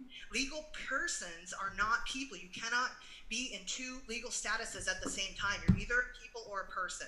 So to me, I think that the rot in that document and every part of it needs to be more thoroughly examined so that we can get the root of our problems out. Not because I'm mad at those white colonial assholes.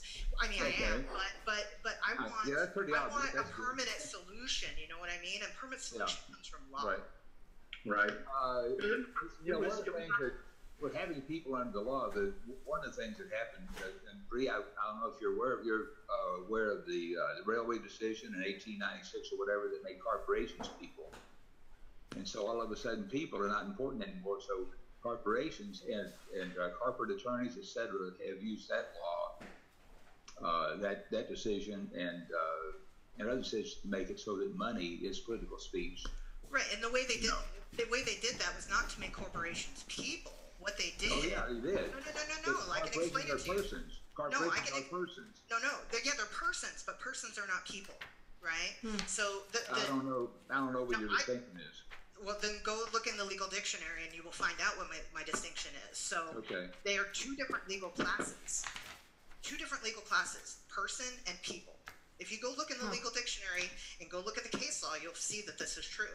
So what has happened is that when they did that through the Reconstruction and they put people, human beings, under the person class, then they didn't want the human beings to realize what had been done to them, so they had to let them keep acting like they had free speech and religion and all that. So over the course of time, corporations began going to the government and calling their bluff and basically saying, well, if persons are in the same legal classes as corporations, and you're saying persons have rights, well, then you have to give corporations rights. And the courts have to grant this. And the reason they have to grant this is because if they don't, they will have to admit that all of us are considered artificial legal fictions, and we are not considered human beings by our own government, and we would overthrow that whole system. So the corporations have been using that trickery to claw back, and ultimately the courts could say, well, no, persons don't have free speech. Persons don't have, because we do not have, there's no document in the Constitution that says a person has free speech. It says people have free speech. So it's that distinction which is causing all of that problem. That's interesting. Snork, do you know much about this? Sorry, this is Mitch. He goes by Snork. Getting personhood is what causes the problem in law, in case law. Corporations were always persons, though. That's what you don't understand. They are persons. They were always, that class was created for No, they were not always that. No, they were. You can go back and find the case law. That status of person was created for artificial entities created by government. So corporations became persons because of the railway decision and some of the others in the 1890s. And if you go further back to the Reconstruction, keep going back and you'll find what I'm talking about. I think she's right. I remember reading a little bit about that when I was taking business law, when I was getting my business degree. I think there's some accuracy to that. Oh, fuck. Well, I think she might be right. That is fucked up on so many levels. Yeah, I think she might be right. Aeolus, do you know you're out of shot there, out of frame? Yeah, your camera's moved out. You're all knocked out of frame as usual. Okay. He's an anarchist, y'all. Stop telling him what to do. Yeah, right. Here's the thing.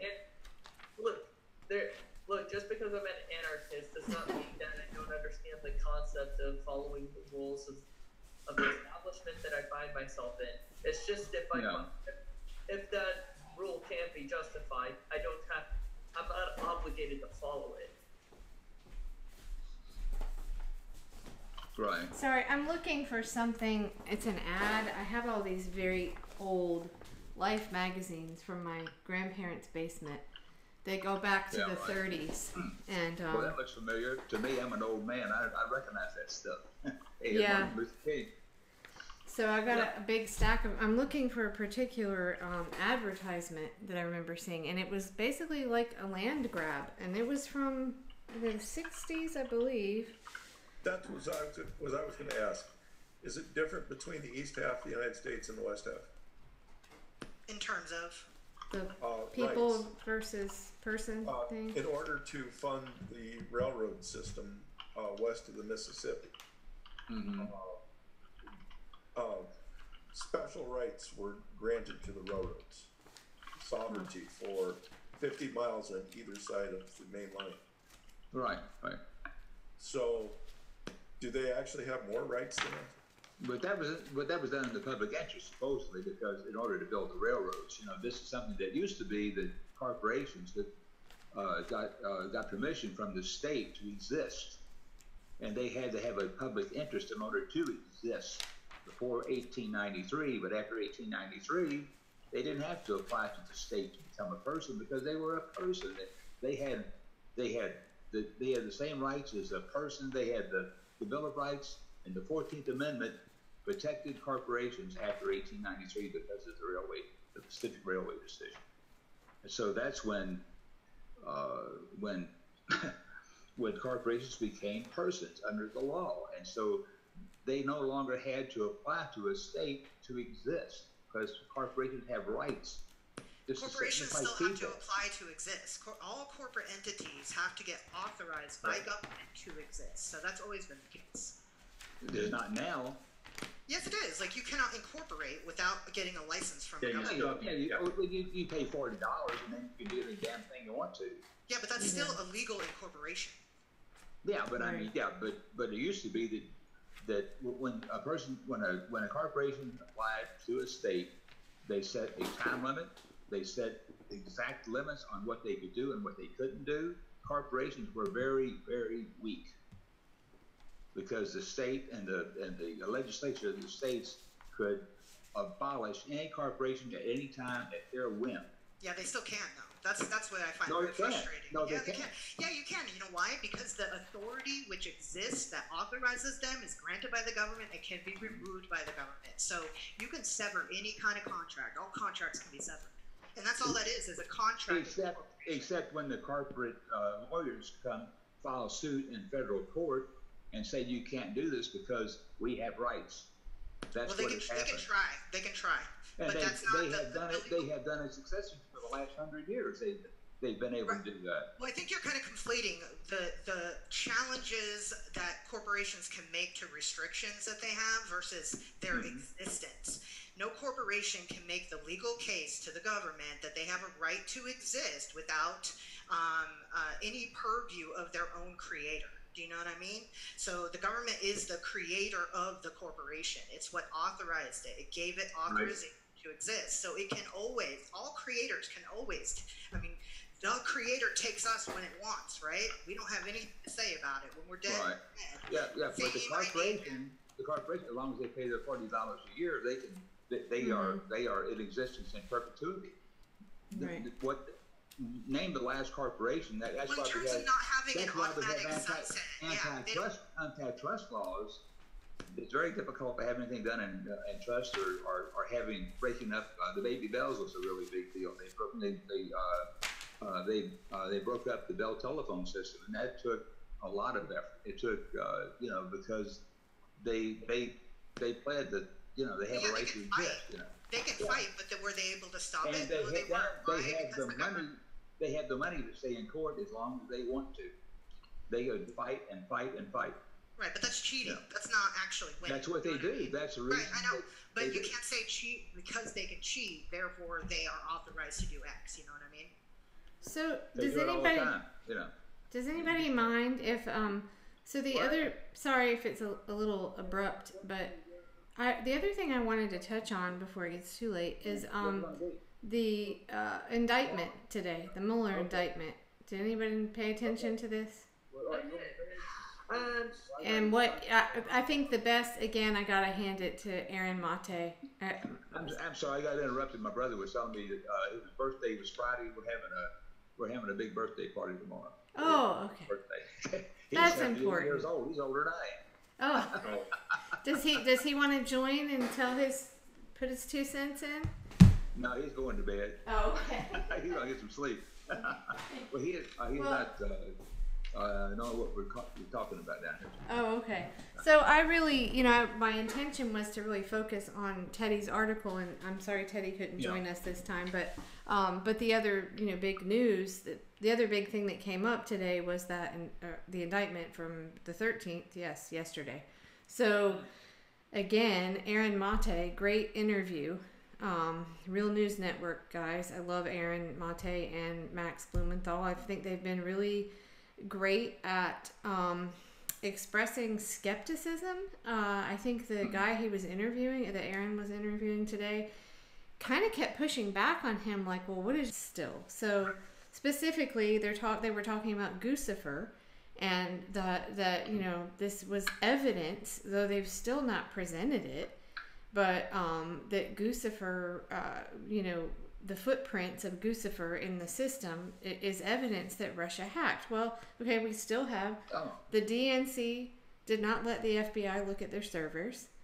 We still don't have evidence. We can hear from people like Ray McGovern that, look at Vault 7 and see what that said in there and what really could have happened. So anyway, if anybody wants to chime in on that, something else I wanted to go into, and I scanned the indictment, but I don't know all the details of that yet. I just would encourage everybody, if you haven't, check out Aaron Mate's interview with, I think it's Isikoff is the journalist's name that he interviewed. Well, the whole problem with this hacking thing, you have to have bandwidth. Okay, first off, because what you're trying to do is you're trying to get access to a system, and in order to do that, you are dependent upon the available bandwidth in order to gain access to that system. And the problem in this situation, and I have secondhand knowledge of this. My brother worked on Hillary's campaign during the 2016 election, and he constantly complained that they were having trouble getting access to certain information because the bandwidth was absolutely horrible. So if you're going to hack a system and you're reliant on that bandwidth, it's got to be substantial enough so you can get in and out quickly without being detected. For this particular situation, the bandwidth was not there. If anybody had tried to hack into it, it would have taken way too long, and they would have given themselves away. So the only logical explanation is that it was somebody on the inside, quite probably with a USB drive. They downloaded the information and took off. So what Brian's referring... That according to the...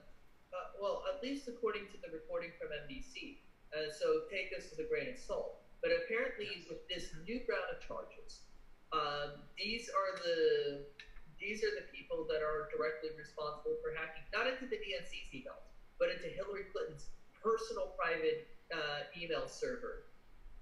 The one in her basement? The one in her basement. The one she wiped with a cloth? Yeah, sorry. Yeah, so that one. So, and with the distinctive impression, coincidentally, this, according to the report, was also done on the same day that Donald Trump punked the Russians to release Hillary's emails. So make of that what you will. Okay. I make nothing of that. I make that Trump running his mouth. I mean, come on. Yeah, I'm personally inclined to believe that's just Trump running his mouth, and it's just like the worst fucking coincidence. Which did you see? Yeah, to be fair, I think Trump runs the line of how many coincidences can you stack up before it begins to form a pattern. Did you hear that on MSNBC today? Were your parents watching that?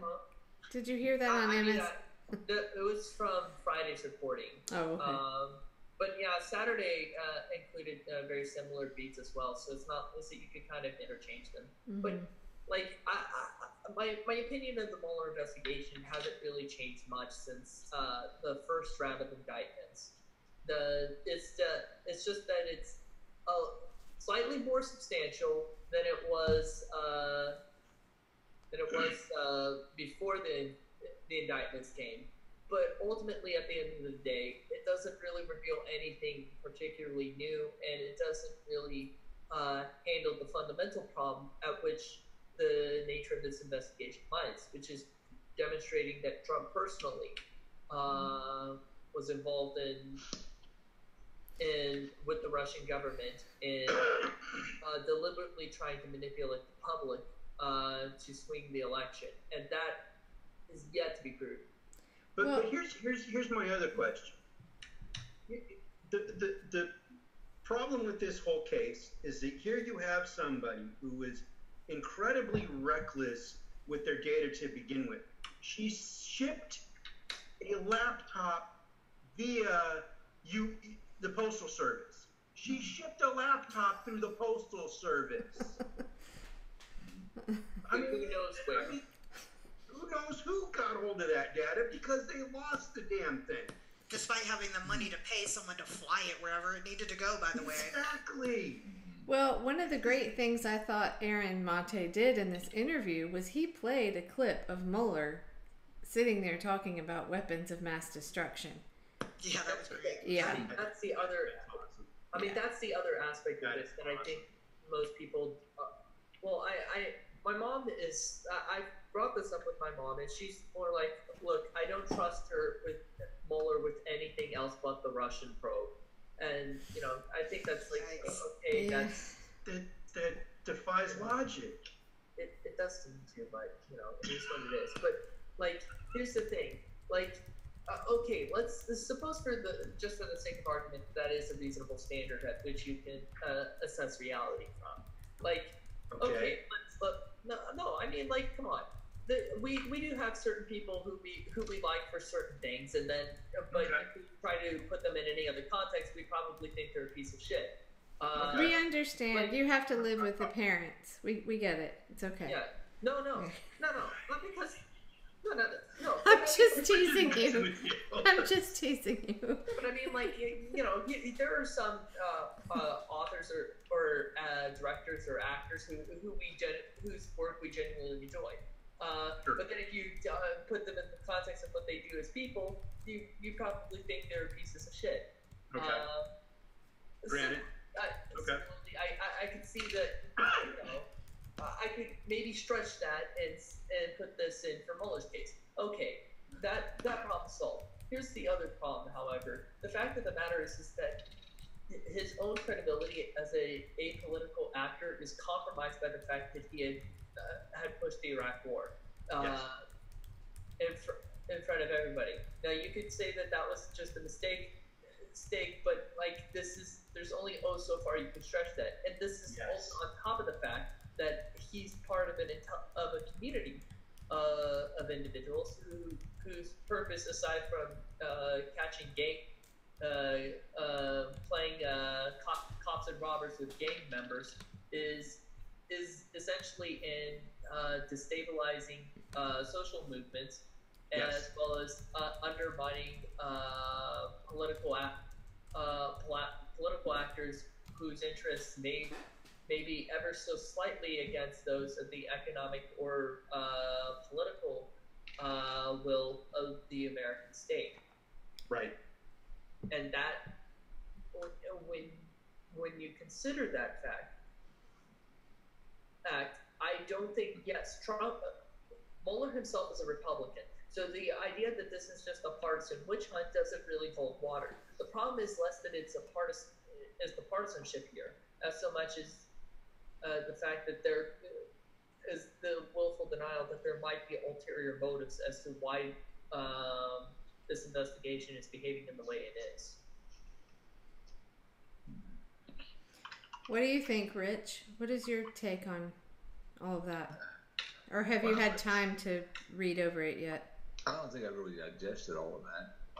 Mueller's investigation, I mean, to me, if something goes into court and Mueller is in the legal system and he's trying a case, or he's about to, and he's indicting people, etc.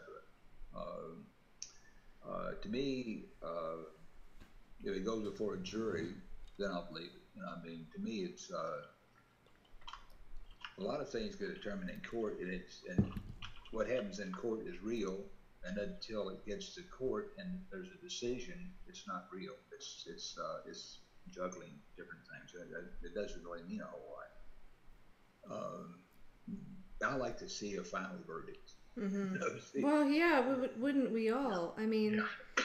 I think Can that's... I have some evidence? Like, if yeah. really. Wish to ask? Like, that's how I'm at. I don't know. I almost don't even care about... Because my own experiences with the supposed judicial system in this country, I don't have any confidence at all that justice can be produced from that system. I just don't. It's gone. I've had too many I'm in the middle of personal things with the court systems that is just unbelievable. There's no truth and justice there to be found. Just show me some evidence, man. Like, you win me over. I'll stop calling it Russiagate. Just show me some real, tangible evidence, and then we can have an adult conversation about what that means for our country. But until then, it's kabuki theater, and it's there to distract and push forward propaganda and political means that we don't even know what they're trying to get. Right. It's met, so they were probably trying to influence that. So. To me, I'm not going to give that not an iota of my thoughts and my time. I'm going to go focus on things where I think I can do something with it, because I just think that's a mental trap. Well, I just recently started watching a lot of C-SPAN, and I have to thank Joanne Leon. I don't know if Snork, if you guys remember, she used to come on our old chat. She wrote for Shadowproof, and she does a fantastic podcast called Around the Empire. So really, do you know who she is? Who? Joanne Leon, and the podcast is called Around the Empire. I don't know that, no. Oh, they're fantastic. I love her. Anyway, but she, wait, hang on. Let me find just one second. I will promote her stuff here because she's really, really good. Sorry, one sec. Continue on. I'm gonna find this. I'll be right back. Well, I think if there was evidence, I mean, look at the amount of time that's already come and gone. Right. Yeah. We would have seen it by now. Right. If they had anything, we would have. And they haven't been able to produce a single shred of it at this point. Not a single thing. I think that speaks for itself. I think that's the nail in the coffin right there. It has been this amount of time, and they have not yet produced a single shred of tangible evidence. Okay, so it's just at Around the Empire on Twitter. No irrefutable evidence, at least at the very. Yes, at the very least. Yeah. So it was Joanne. It's at Around the Empire, or at Joanne Leon on Twitter. That kind of, I mean, I follow her a lot, but she seems to be always watching C-SPAN, and so I kind of tuned in one morning, and I thought it was really fascinating. There was, I can't remember his name right now. It was a Democratic congressman that brought up to, it's a Department of Homeland Security guy. Names are escaping me right now, but basically saying, okay, there are these tech companies that are waiting for your information about election, about what happened in 2016. And I'll have to post the clip or something, but it just goes to show that we really can't trust our media. Like, I didn't see that in the regular news. If you just cut to the chase and sit there and watch C-SPAN to actually figure out what's going on, then you might get somewhere near the truth. But basically, they were saying that there were all the different states, have different voter systems and these different security companies, and they were waiting for information and still hadn't gotten it. At this point now, really? So it's just things like that. I mean, rather than having another stupid panel of people's opinions on CNN, can we get to the reporting that stuff? But I don't know. You have to wonder why they don't do that. You probably get some pretty decent information when you have congressional hearings where you hear testimony. Yeah. I mean, there's actually, and that's more or less like a courtroom setting. You have people who are brought in there; they have to testify under penalties of perjury, and so they're put to the test. They have to come up with some things. Of course, I mean, the tobacco people, all the tobacco executives back in 1970 or 80 or whatever it was, said that tobacco is not habit forming. You know, what was that documentary? There was a journalist that did there was a documentary. Then the whistleblower came in and says, yes, it is. Right. Put it all apart, you know. Yeah. Yeah, but you almost, it's kind of sad that this is where journalism is now, because people are too damn busy to sit around and watch C-SPAN all day. And so we need someone to translate that stuff, not put a spin on it, but translate it, explain what are the facts, and here you go. But instead, we just have spin all the time. So if you have time, watch C-SPAN. A lot of the news shows, they come in, you have your Republican, your Democrat, and where's anybody else, you know? And they're bought by Wall Street, so they just tell a story that supports Wall Street, and it doesn't really give you the truth about what is really going on. You know, it's sort of like it's all about money, who's paying who, et cetera. You know, it's all about where's the money. You know? And that's all we get in our system. You know, so and that's how the news is reported. It's all about who pays who to say what. You know? Yeah. So, well, I try to remain hopeful because I just look, and I don't know, I don't pay attention really. Let's see. We have 6. Are we back to killing capitalism again? Yeah. No, we have 6 people watching on YouTube. Let me see. I don't really care. I just like the discussion. I've had such a great time meeting these candidates like you, Rich, and Brian Witt, and Bill Sombrello, and all these great people and there's this common thread through all of you guys. All of you are really wanting the same things, and that is for our government to represent the people, not big money. And there's so much similarity among all of you, but I guess as grim as things look, I try to be hopeful because we have this here, just regular discussion with everyday people, and we have candidates that are really trying to fight this, and election integrity people that are working hard. So I think I don't know. In indie media. And yes, absolutely. Right. Yes. Very much. Totally. I mean, I'm just a regular ass stoner on the West Coast writing articles. So. Stoner? Yeah, that's right. Oh, heck yeah, I'm a cannabis activist if you really want to get into it, historically. Yeah, well, that's cool. You know. But you know what I mean? I'm just a regular person. I'm really poor, and I live a really rough life, right?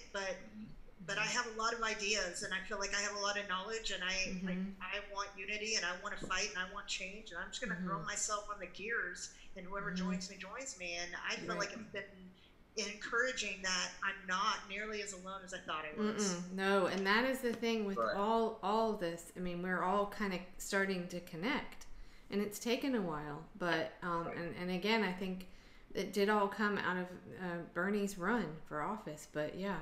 So, I mean, Bree, your articles are great, and I love Guion Journal and all the writers there. And so, yeah, when you put out an article and someone else reads it and goes, "Oh, wow, you know, that's what I was thinking," because I think that's just how it spreads and how we build that power amongst each other, you know, with each other. So, I want to see that with the candidates, you know, and building that network.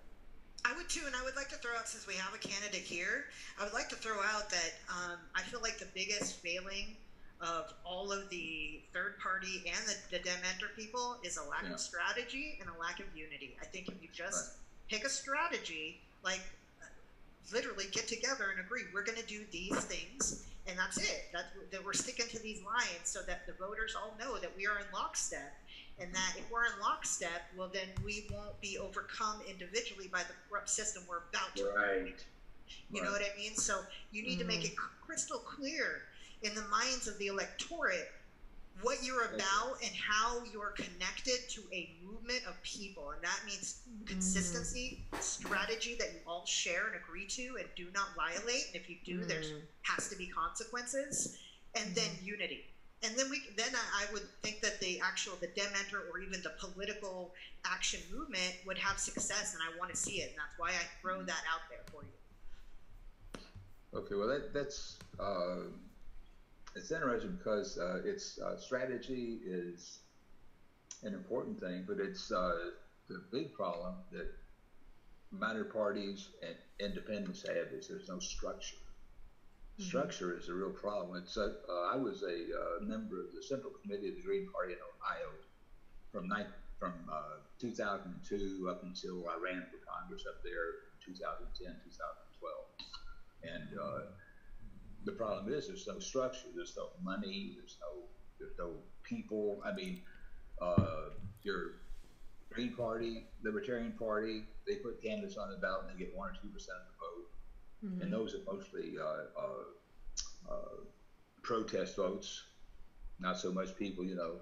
It's the thing is that people don't really. Oh God, Ralph Nader got in a taxi cab up in New York City. There was a cab driver and said, and Nader said the guy recognized him, you know. And so this guy says, guy gets all excited, says, "My God, Mr. Nader, boy, I'm so thrilled to meet you because you're one of my heroes of all time, et cetera, et cetera, et cetera." And Nader said, "Did you vote for me?" He said, "No." He said, "When?" Oh. You know, the damn thing is we don't have any structure to give people any confidence that we can win. Yeah. But it's like right now, I may not get on the ballot because I may not be able to get 400 ballot signatures to get on the ballot in District 3 in Kentucky and Louisville. You only need 400. Is that what you said? Yeah, 400 ballot, but you have to get 800. You know. Okay. Right. To be safe, because they'll cross out some of them. Yeah, right. Because you can get about 50% on the street without, you know, if you have really well trained people. John Eastman up in Ohio back in 2004, he ran for governor, and we did a campaign for him. We went into the state fair, went into the county fairs. We had about 30 people in the whole state. Needed, I forgot, 8,000, 10,000 signatures, you know, I mean, ballot signatures. 8,000 ballot signatures. And we turned in, and they were due in like January, February. And 2 months before that, and we did all the state fairs and the county fairs, and there was 30 people. I was one of the 30. I helped with the campaign, but we got signatures, and we turned in 12,000 signatures. We needed 8,000. That's less than, you know, it's only, you know, whatever. But all the signatures we turned in, they were 88% valid, you know, which is huge. And it was getting signatures in the public because we had 30 people who knew what they were doing. They knew the rules. They knew how to do it. It's the thing about the Independent Voters Alliance, the thing I was talking about, the structure.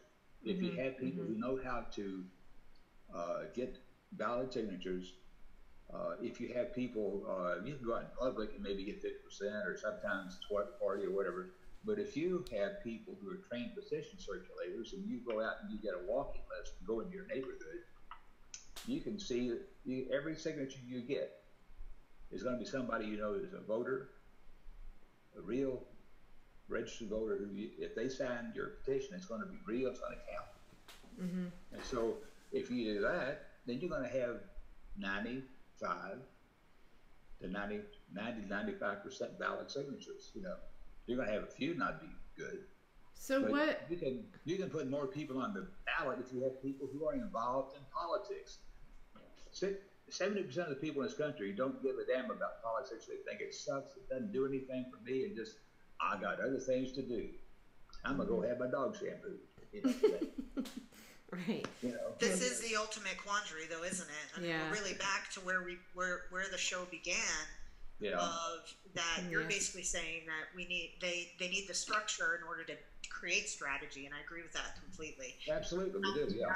Not structure, but yet, because of the state of society, and I think it has to do most with economic reality. Yes. Like people are literally, they are so beat down. Yep. Yes, absolutely. You know, so I think it's mainly that. Like I think if that one thing take out of the equation, and for example, you could pay me to come pay me a salary to come work on your campaign. Well, then it wouldn't be an issue, right? I would give up what I'm doing and come do it. It's like in the mission, right? So it really comes down to the economic reality that we've been oppressed economically for 40 plus years now, and we're at the breaking point, and people cannot muster the energy to commit to being in a structured political space when they're forced to be in these structured corporate spaces and stuff like that. You know what I mean? So it's like it's kind of a quandary of how, you know, and I don't have the answer. Like poor Brian's been at Wells Fargo. in Jefferson County, there's a woman named Chanel Helm, and she is the leader of the Black Lives Matter. Yeah, she's awesome. You know her? She's a wonderful person. I love her. Oh yeah. But she said she was going to work on my campaign, but it turned out I had no money to pay her to get signatures, and I think she just said, "Well, I need the money." So you're not going to pay me, and I'm going to do it. Yeah, you can't live. Right. You know, what are you going to do? Right. You can't pay your bills. But I mean, and she's probably somebody that she probably could have gotten all the signatures I needed by herself. She worked on. She was in charge of the Kentucky the State Fair, Kentucky State Fair. We had a table, Kentucky State Fair, and we got about 5,000 or 6,000 signatures out in there for Jill Stein, you know, and Chanel was in charge of that deal. I mean, having people come in and arranging for people and everything like that. She's a great person. She's a good organizer. She's a very competent person. You know? But even her, back to killing capitalism again, even her, she's got, we've all got we're being forced to live in this capitalist reality where everything has a price on it. It's so wrong. Right. I'm sick of it. I'm so done with it. You know what has value to me? Like the time I have with my fellow humans, you know, I'm done with putting the value, but it's like we're forced. And so that's another part of the quandary of how do we get you structure? How do we build when we're facing those things? It's a fundamental question we're going to have to answer. We're never going to get our shit together. Right. So, and I think, what Bernie talked about, his message of saying is the billionaires. And the billionaires are trying, they have 90% and they want 99%. They want 99+%. They want it all.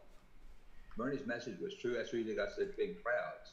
But there are 1,861 households in this country that earn $1 billion a year. That's $1,000 million. Of course, some of them make $2 billion or $3 billion or whatever. But 20 or 40% of the people in this country have a net worth of minus $10,000. And that's how big the divide is between the wealthy, the haves, and the have-nots. It's a huge divide. And so, people are they're, you know, I took economics in Germany, and I remember this lecture very well. The lecture was simply this. The question asked was, in a world of our size with 8 billion people on it, and you have something like 35–40% of the population living in abject poverty, can we afford millionaires and billionaires? And you do the math and you work it out, and the answer is no, you can't. You can't, because that kind of wealth disparity, all it does is create more wealth disparity, because that's what that system is set up to do. Well, that's because of greed. You never have enough. If you're at the top, you know, greed is insatiable. You know. Right. But to your point, because the more somebody has, the more they want. You know. So I mean, is that what you're saying, Brian? It's the greed. It all floats up. That's the trickle down. Trickle down won't work because but the problem is that you have this. Okay, let's call it the fake left. You have the liberal class that seems to think that includes them in that category, and then on the right you have, you know, the Republican, or we'll call them the Mitt Romney Republicans, and so they hear this kind of rhetoric and they kind of, I don't know, they shut down because they feel like they're talking about me, and we are.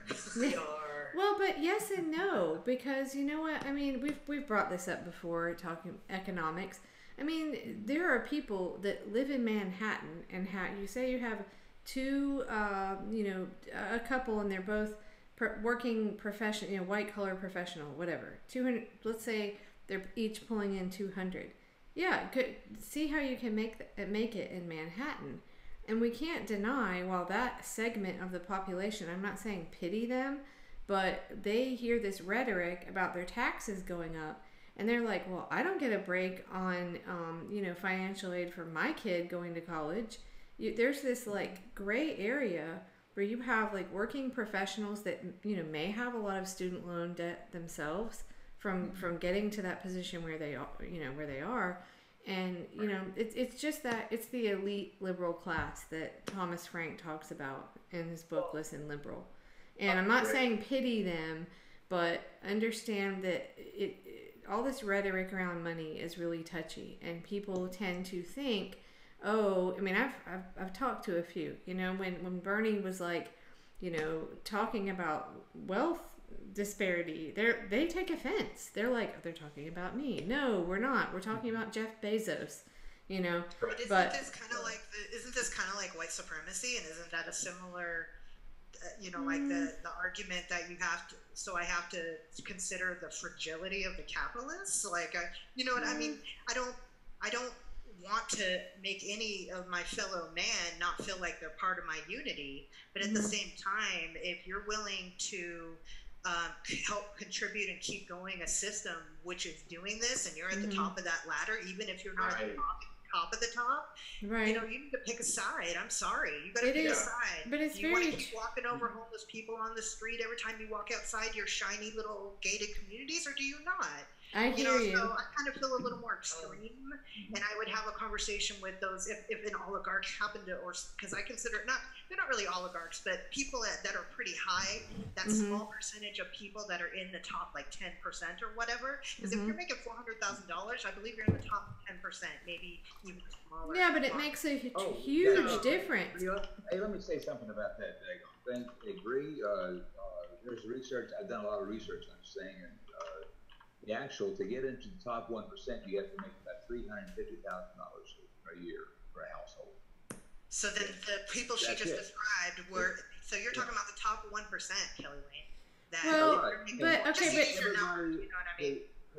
The lower 90% makes less than $350,000 a year. Correct. But you have to consider what I'm saying about, like, if you're in Manhattan or San Francisco or, well, geez, I mean, stuff that's come out recently, like nobody can even afford a 1-bedroom apartment, I think, on minimum wage. But the prices, and I'm not saying, oh, pity the liberal class or the Romney class, but there's a tremendous difference between being in Manhattan and Oklahoma, right, Aeolus? Yeah. I mean, if you're making that kind of money, sorry, Brian, go ahead. Right, but I think that also exacerbates the point. Is that the sense of budgeting and priorities for these people are so fucking skewed because they live in a place that is gentrified beyond any reasonable. Yeah. Yes. Agreed. Yeah. Well, people who make $350,000 a year, they have enough to buy a house, buy a bond, they have money left over.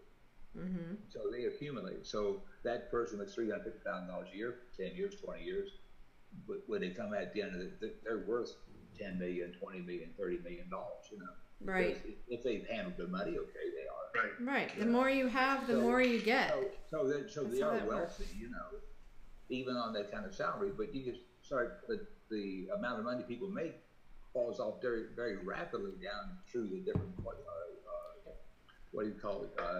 20%, 20%, you know, 5 different areas, you know, it just goes down very rapidly. You know, the lower 2 quartiles, no, that's not right. The 20 or 40%, like I said, their net worth is like minus $10,000 a year because their salaries are so low they can't accumulate any money. Right. Every bit and more is taken up by bills and et cetera, you know, and we have some poor people in this country, and people are really very distressed. You know, a big part of the population. You know. So this is why I say we all individually each need to take a look at ourselves and ask ourselves, what am I doing that is exacerbating the current situation? If you're not able to take an assessment of your own role in this, then you're not going to be able to do anything about it. And I think that gets to the heart of this. We need to all be able to step back and take a look at what we're all individually doing that is perpetuating the system that we are all sick and tired of. Right. Yeah. But as long as you're comfortable enough. What are our choices to make a change? What can we do to make a change? one thing we're doing to make this problem worse is electing Democrats and Republicans, because they do the bidding of the of Wall Street. Yeah, that's part of it. Yeah. Absolutely. That's part of So it. I had this conversation with our neighbor who I think initially was kind of trying to figure me out. They're like, is she a Trump supporter? That they couldn't quite figure it out. And what? Trump supporter. Oh, yeah, okay. So I live right by UNC, and so this is a very blue bubble. Because of insane real estate bubble, I mean, this should just be kind of a normal neighborhood. It's not a gated, fancy place, but it's because of location and all. Anyway, it's, more than some areas. But anyway, I got talking to this neighbor who really is in her late 30s, never really struggled a lot, grew up kind of upper middle, I guess middle class, whatever that is now. But anyway, she, I think, kind of finally caught on to, I've talked to her a while about what I do and the stuff we talk about and economics. And she said, I just think until the people on our street feel it, and that has to be more than 2008, oh no, my 401k went down. It has to be, oh crap, my health insurance costs so much, I can't eat this week, or I have a flat tire and I can't get to work. Because that's the reality. And me, myself, Brie, I know you don't know me, a lot of you do, but I've kind of lived a very strange life of this dichotomy of both real extremes. Both of my parents grew up in Grosse Pointe, Michigan, which is a very well-to-do area. But I refer to my baby boomer parents as being downwardly mobile. But through series of unfortunate events, not their fault, I've experienced, I lived in total poverty in my early 20s, and, waited tables, didn't have insurance, because of a car accident I was in and not having insurance, even though I worked all the time. I ended up with a chronic medical condition, like to this day. So I really understand this, and I think a lot of people kind of live in one bubble or the other.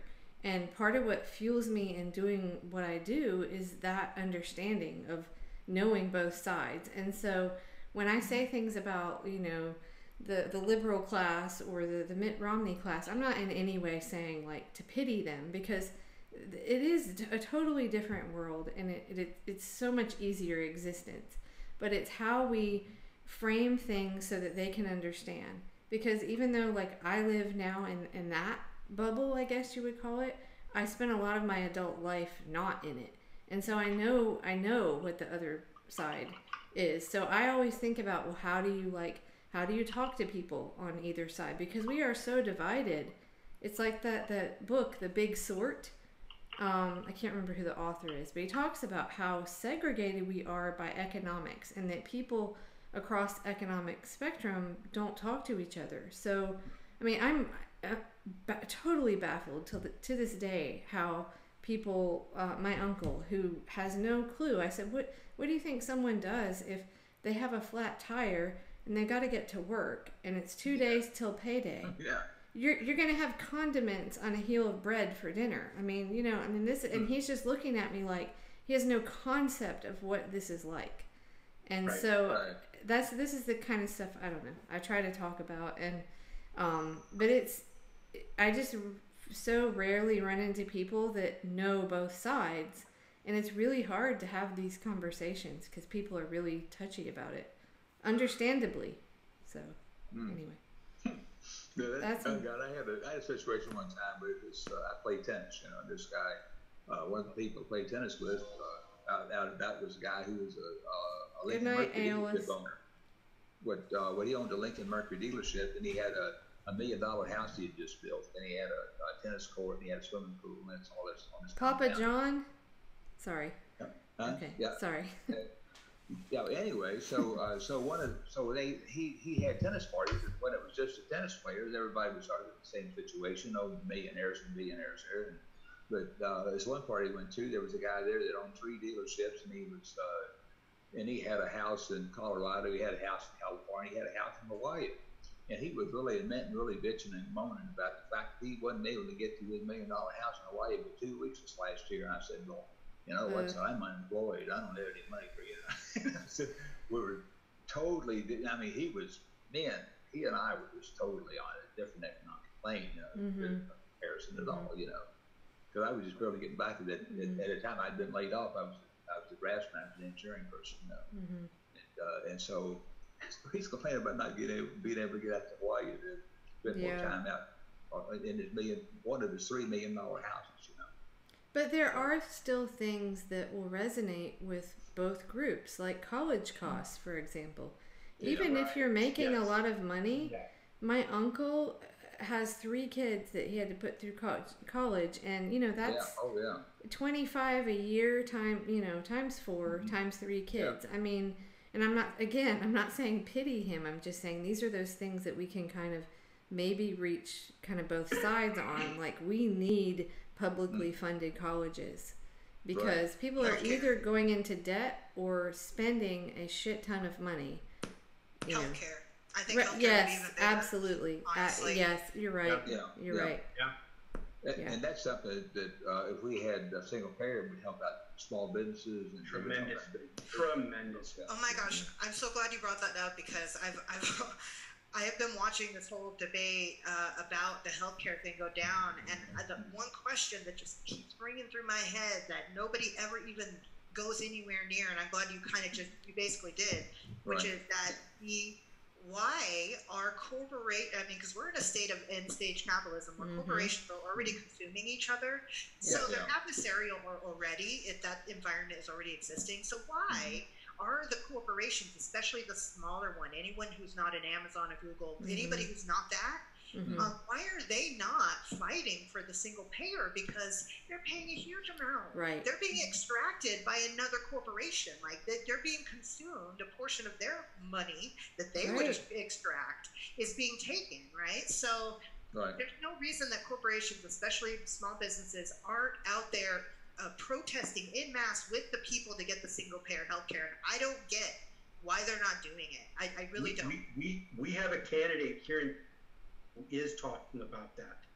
Maria Estrada in the 63rd district, she is talking about that. She has met with small business owners, and she is getting their support for her campaign against Anthony Rendon, who tabled the single payer bill here in California.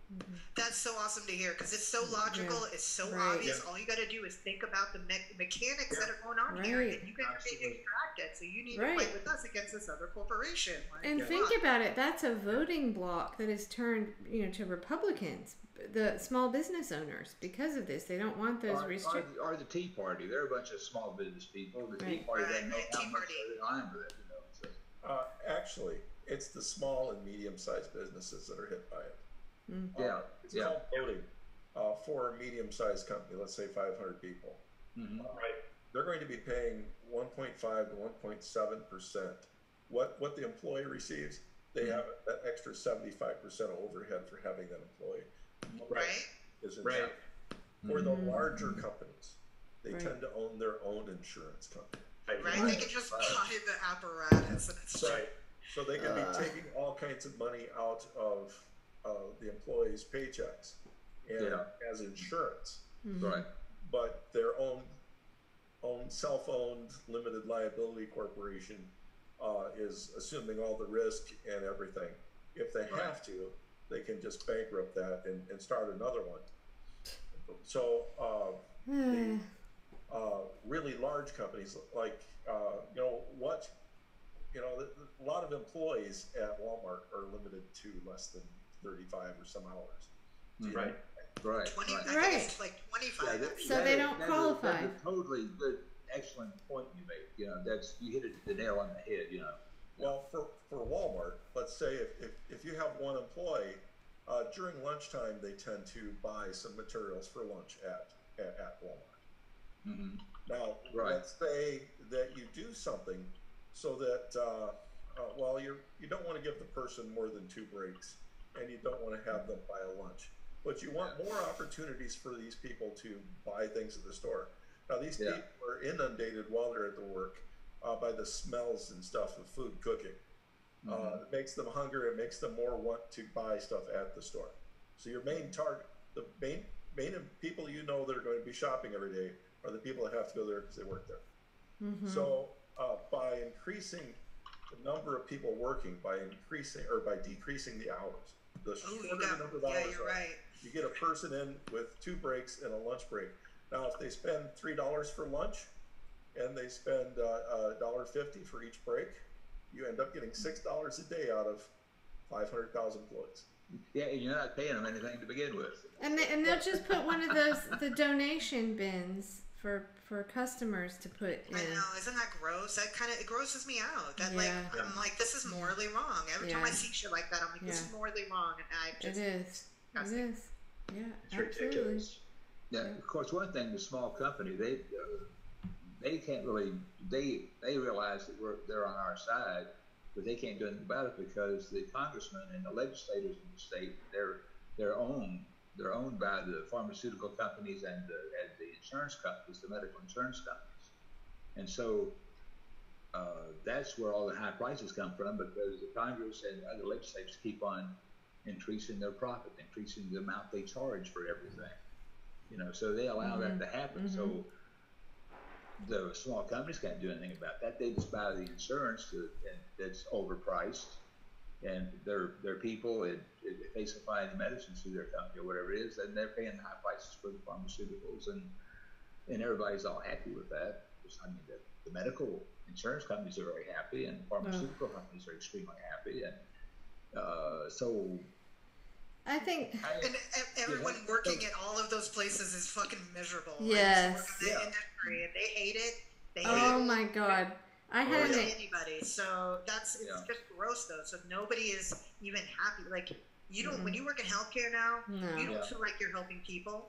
Like I worked the whole administrative billing side, and I was like, oh my gosh, I'm having to fight.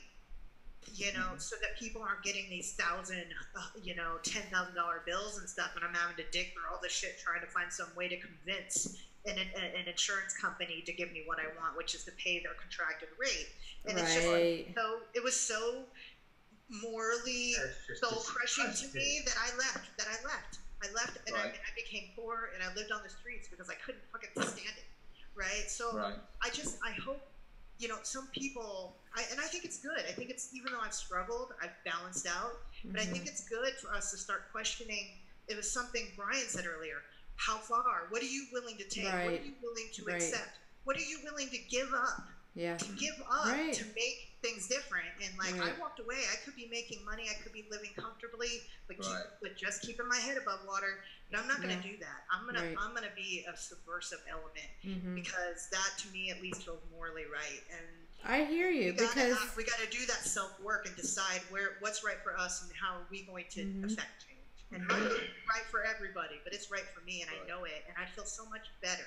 I hear you. More with integrity than having money and being blind to reality. So I'm right there with you, because I mean, I'm thankful for my struggles that I went through, because I could easily just sit here where I am now and be like, I mean, like I said, we don't interact with people outside of most of us don't, outside of our economic bubble. But I can't do that, because I know, So I think, we have to question that. What we do, what we choose to do, be vocal about those things. So I hear you. But about the I do think that universal health care, you're right, is the number one thing above college tuition, although, we all know student loan debt is about to explode, or should have already. But recently, to make a long story short, we are fighting with this company called Optum. We have United Healthcare. It costs a ridiculous amount of money, but United Healthcare is okay, honestly, from my experience, better than some, but they farm out the prescription part to something called Optum. Well, long story short, they didn't want to cover me picking up my prescription at a local Walgreens because it was a different manufacturer. I was sitting in a Walgreens with a migraine that I needed this medication for immediately. This is what I was referring to as my health condition from a car accident. Anyway, They made me sit there for an hour and a half. I just parked it in the chair at Walgreens. I'm not moving. You guys figure it out. And my daughter, who's 13, was with me. And she said, this is ridiculous. Why won't they just cover it? They had it right there. And the way this medication works, if I take it immediately, it's more likely to work. If I don't, I may end up having to take a second one a couple hours later. And it's ridiculous. This is a generic medication. Anyway, they put me through this whole rigmarole for an hour and a half to finally say, I said, do you expect me to get in my car feeling like this and drive around a 100-mile radius to chase down somewhere that has it from the manufacturer that you're approving? And yeah, and so they called around then, and they couldn't find it. And the woman came back and she said, okay, well, we can't find it, so we'll just cover it. I'm like, really? You could have done that an hour and a half ago. Yeah, really. And so my 13-year-old daughter, who was slightly just annoyed because she wanted to go home and was kind of annoyed with me being persistent on it, she said, I want to talk to this lady. Can I tell her about this? And so she gets on the phone with this person at Optum, and you can tell this lady, like you were saying, Bree, is just probably like, it's a shit job she doesn't want to be doing. She's probably got, pardon my language, shit insurance that doesn't cover what she needs. She doesn't want to be there. She knows it's ridiculous. And so my daughter gets on the phone and she's like, she's a very sweet kid. She's not an in-your-face kind of person. She's like, my mom was really hurting, and if you had just done this before, and she was really sweet to her, but I'm like, this lady, I had to explain to her, like, she's just doing her job. She needs a paycheck. And it sucks, but this is the system. It's not that she's so bad. That is it's the rule set that they make you operate by. And to me, I know this is kind of weird, but I always feel like they're trying to turn us into robots. I know it sounds kind of silly, but that's exactly it. It's like algorithmic. Like they're trying to make us fit into these categories and operate on these rule sets, like programs, and because that's what would work best for capitalism. So you'll love get this part. You'll love this. A soulless machine. Yes. So Walgreens was doing. Do you guys remember seeing something about the Red Nose campaign? It was something about child poverty. Yes. Okay, so it was something for child poverty, like wear this styrofoam red nose. Sorry, I'll be right back. Oh, you're gonna miss my story. Okay. Well, anyway, that's okay. Go. You just have to miss my story. So anyway, we're sitting there, and this very nice. I mean, the Walgreens people were like, "This is ridiculous. Optum is like the worst," and they were really nice and understanding. And so one of them brings over this red nose. I mean, it's just a styrofoam piece of crap made in China that we sent over on a boat from that cost a ton of money and destroyed the environment for what, umpteen million little red noses for this campaign. And she's like, well, it's also a stress ball. And so she brings me this red, and I'm just kind of looking at her like, I've got a, fucking migraine from hell, and I need my Zomig, but sure, I'm going to sit here and just fondle this red foam thing. For until you figure it all out. It was just so crazy, and I'm like, this is warped. This is what Chris Hedges is talking about when he says end stage capitalism. But they were trying to be nice, but it was just so absurd. It's empty because they have nothing to give, right? No, they don't. Like, nope. But the girl that brought it to me was she had to be in her 20s. Pharmacy tech probably has $80,000 of student loan debt, and she's listening and going, my God, this is absurd. I mean, I was visibly hunched over the chair, and she could tell. And I'm like, I'm not leaving. I am not leaving until they figure it out. So that was all she could kind of offer. And she just kind of looked at me like she knew it was ridiculous. But so I got the little red nose thing. Next time, and this doesn't work all the time, and it depends on states and doctors and pharmacies, but sometimes you can ask if the pharmacist can see a valid prescription that they can give you one pill or two pills. So next time you can try to ask for that. I just went through that in Atlanta at 3:00 in the morning. Go on GoodRx. Even when you pay out the ass for, oh, good night. Wait, who just left? For insurance, you can still go to GoodRx when you're being ripped off by your insurance that doesn't want to pay something. And you can get 3 generic pills for $63 out of pocket. So that's what I just had to do while traveling. Because the generic, you guys, Brian and Snork, you guys have heard about my Zomig for the past year. I don't know what the hell it is with this medication. It's no big deal. But anyway, Optum insisted that I get it mail order. I swear this stuff, I don't know where it's made. It was a total dud. Like, I was taking it I took one every day for 3 days. I've taken it for years, and it works. It keeps me from having this really bad attack. It was not working. And so I called CVS at 1:30 in the morning, and I said, I have to find out if I can get, another manufacturer. And they said, sure, you've had the, sure enough, I took it. It was fine.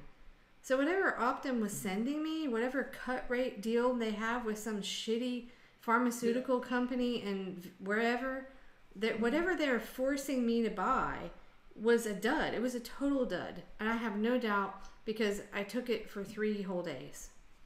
Yeah, well, there are pills come in from China that are placebos or whatever. They are not what they say they are. No. Blah blah blah.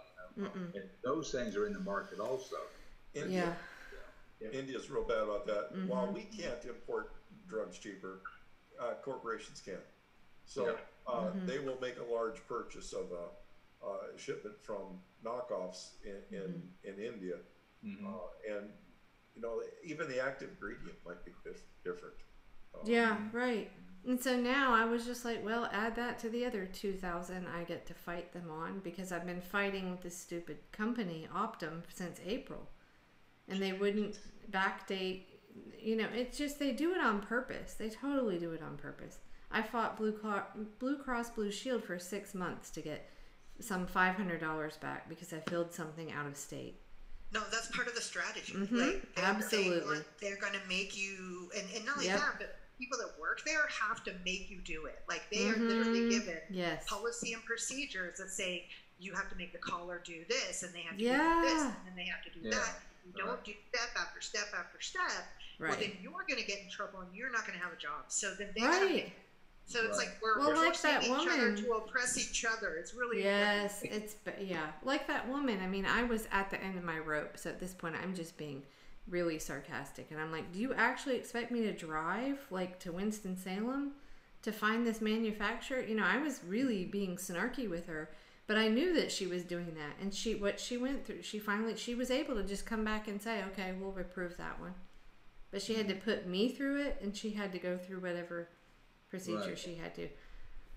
The same thing happens with internet. Have you had an internet outage where you know that a squirrel is chewed through your wire? You know that your equipment's working fine because you can verify it with other means. And they will still say, well, let's turn it off. Well, let's turn it back on.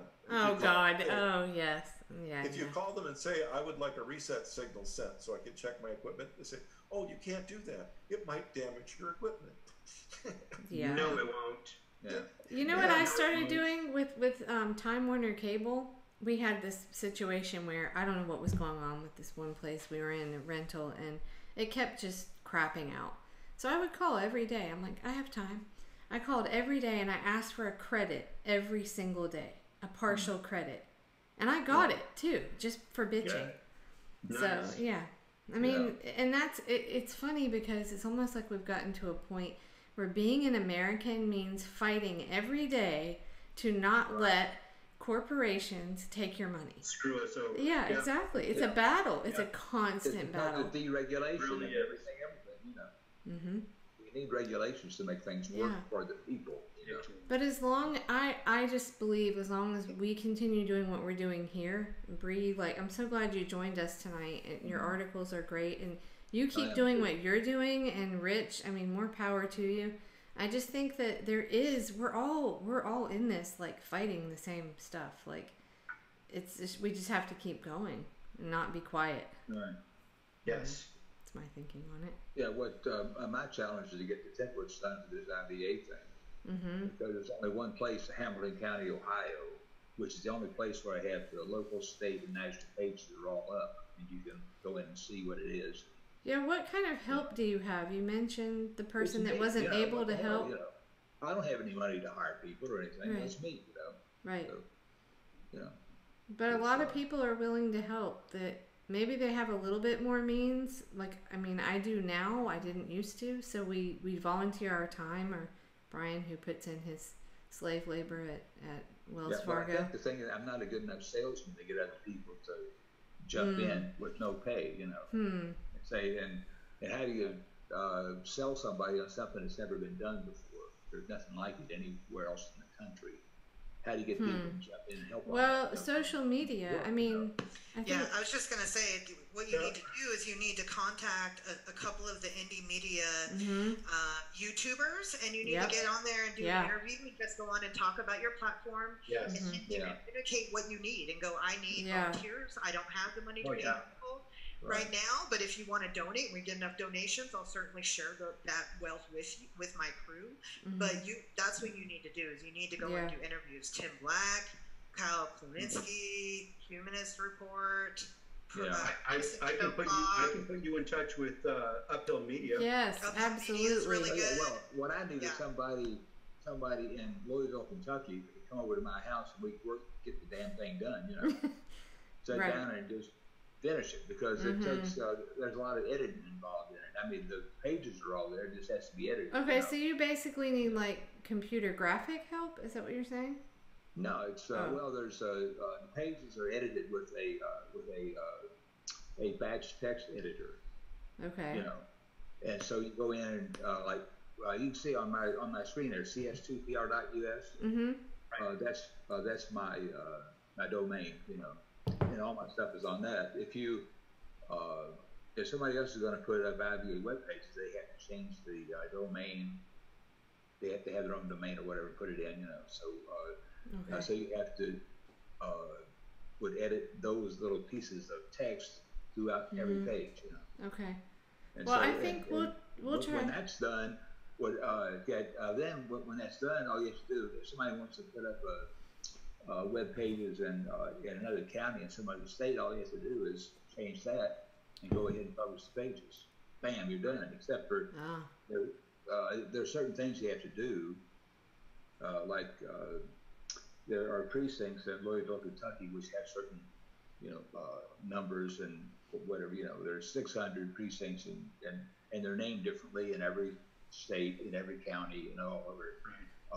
But each state has a way of doing things, So that has to be edited into some of the pages, so the people, there's little things like that. So it sounds like we need to build out what you're doing.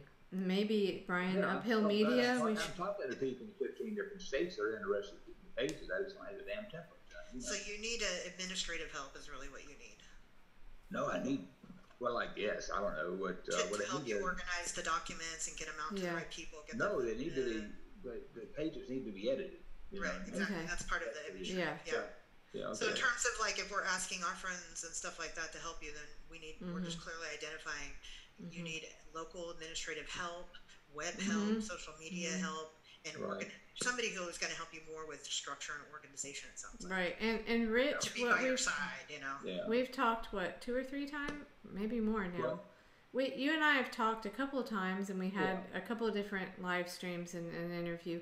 I mean, I know you've been in this for a long time, and you mean business, and you've really been fighting this battle a long time. I would love to see what we might be able to do, through Brian, Uphill Media. That's a great idea. Where the hell is that?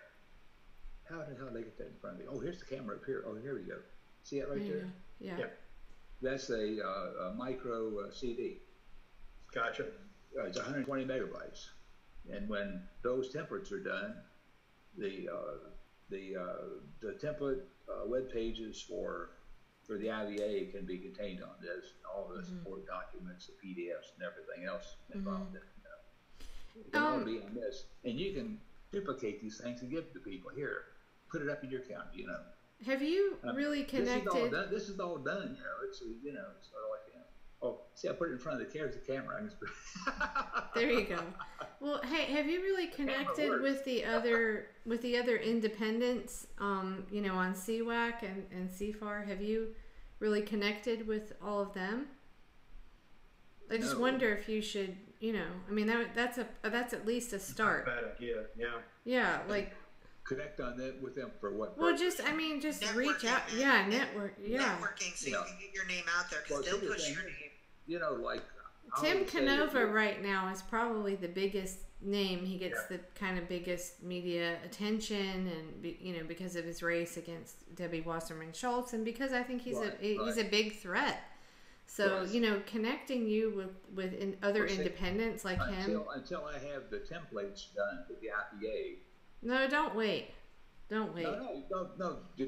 You can't like, you know, if you're going to sell Eskimos to an Eskimo, I mean refrigerators to an Eskimo, you got to have a refrigerator on the back of the truck. Well, maybe you know what we should do. Until I get the templates done, I don't have a refrigerator on the back of the truck to sell anybody or to market to anybody and to say, here it is, here's the product, you know. Well, I hear you, but Rich, you've been doing this a long time, and you have a wealth of information. I mean, I think that you know, it kind of dawned on to me today that once we get past these primaries, that we can really sort of focus more as you know, working with CWAC and stuff. That like independent Mark Whitmire in Tennessee is another one. So that we can really start focusing on those independents a little bit more. And I think really just getting you guys talking to each other and brainstorming on ideas of what you can do. I mean, you don't know if Tim might have somebody that could take what you have right there and go, oh, okay, and help you out with it in no time. You can share resources with these people. You know? Even the Greens and the DSA and everybody who's outside the duopoly, you should be trying to ally with, and they'll share their resources with you.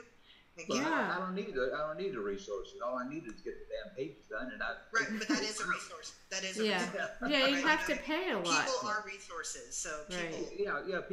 People are, but I mean, you have to give something to them to be able to work with those things, you know. Have you heard of the DSA? They're Democratic Socialists, so they understand that raising money outside. So it's not everybody requires money. I think there are people out there that would help you without the money. Well, that's the thing. When I'm thinking about getting hold of the Louisville DSA and Kentucky DSA and see if they can help me get some petition signatures, get on the daggone ballot, you know. Right? Yeah, do it, man. Because I mean, that's the only voice the American people have is actually getting on the ballot, so that there's somebody there who isn't a Democrat or Republican who's talking about doing something about changing the system, you know. Yes.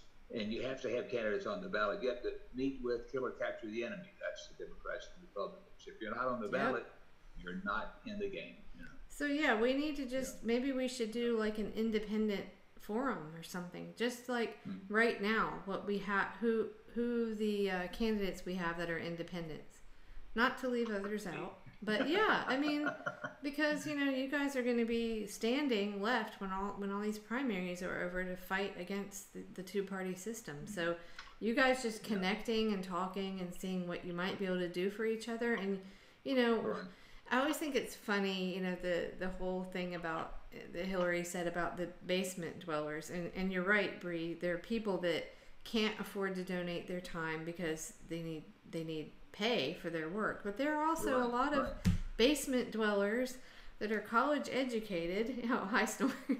And well, you're not a typical. You're not a millennial basement dweller, but I mean, there are these kids that have all this. They're saddled with student loan debt, and they can't find a damn job. That they're willing. There's all kind of talent out there. Right. Damn thing, you know. Hey, my 13-year-old. My 13-year-old could do a better job with what I tried to do that Ryan tried to coach me through earlier. Oh, right. I mean, it's just a fact. So, I mean, you can find millennials or we'll farm out teenagers to help you with your thing. So, Yeah, well, I always talk what people 7 to 7, web page managers for that group. That's the people that are going to really do it. The young people, you know, out on the internet, you know. Well, their future is at stake. We don't know a damn thing, you know, so comparatively, you know. I think they see it. Their future's at stake. I mean, they can't go out and buy a damn house. I mean, you know, they see it. They know.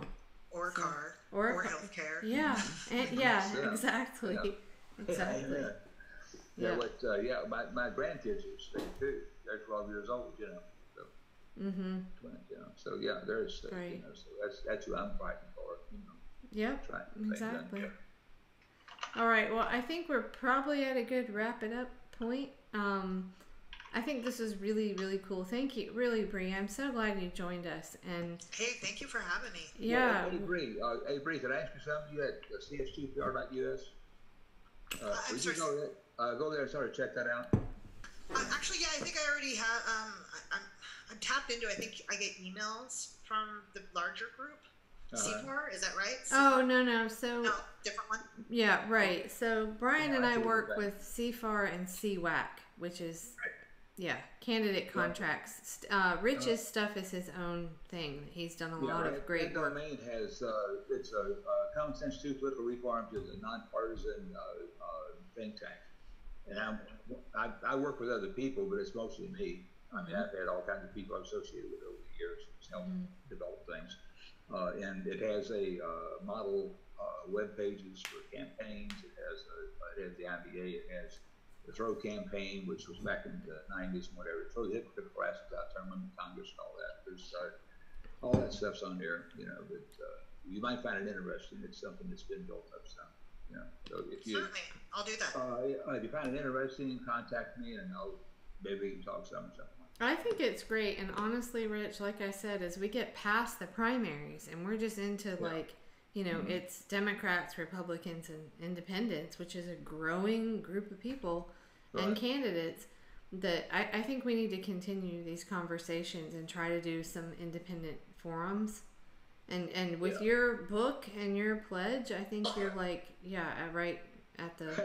You know, I had a friend named Joanna Chappelle, and her mom was involved in a small party up in Cincinnati that overturned the boss system in Cincinnati, and brought in proportional representation, all this kind of stuff. You know, it's very, you know, and her mom was in that. Well, Joanna read my pamphlets over the Voter Revolution, and so she hadn't been doing anything politically for years and years and years, but she decided to get involved in politics. She got involved in the National Wall Party, etc., and she was very active in that.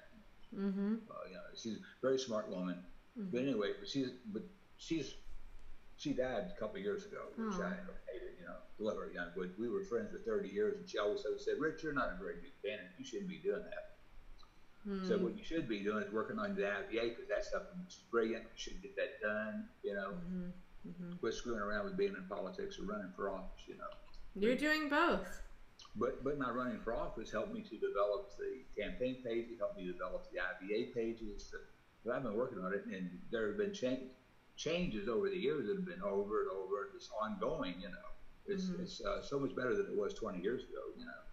I mean, it's unrecognizable what it was 20 years ago compared with Well, I think you're kind of, you know, your wisdom being around a while in this. I mean, you're kind of ahead of the curve on it.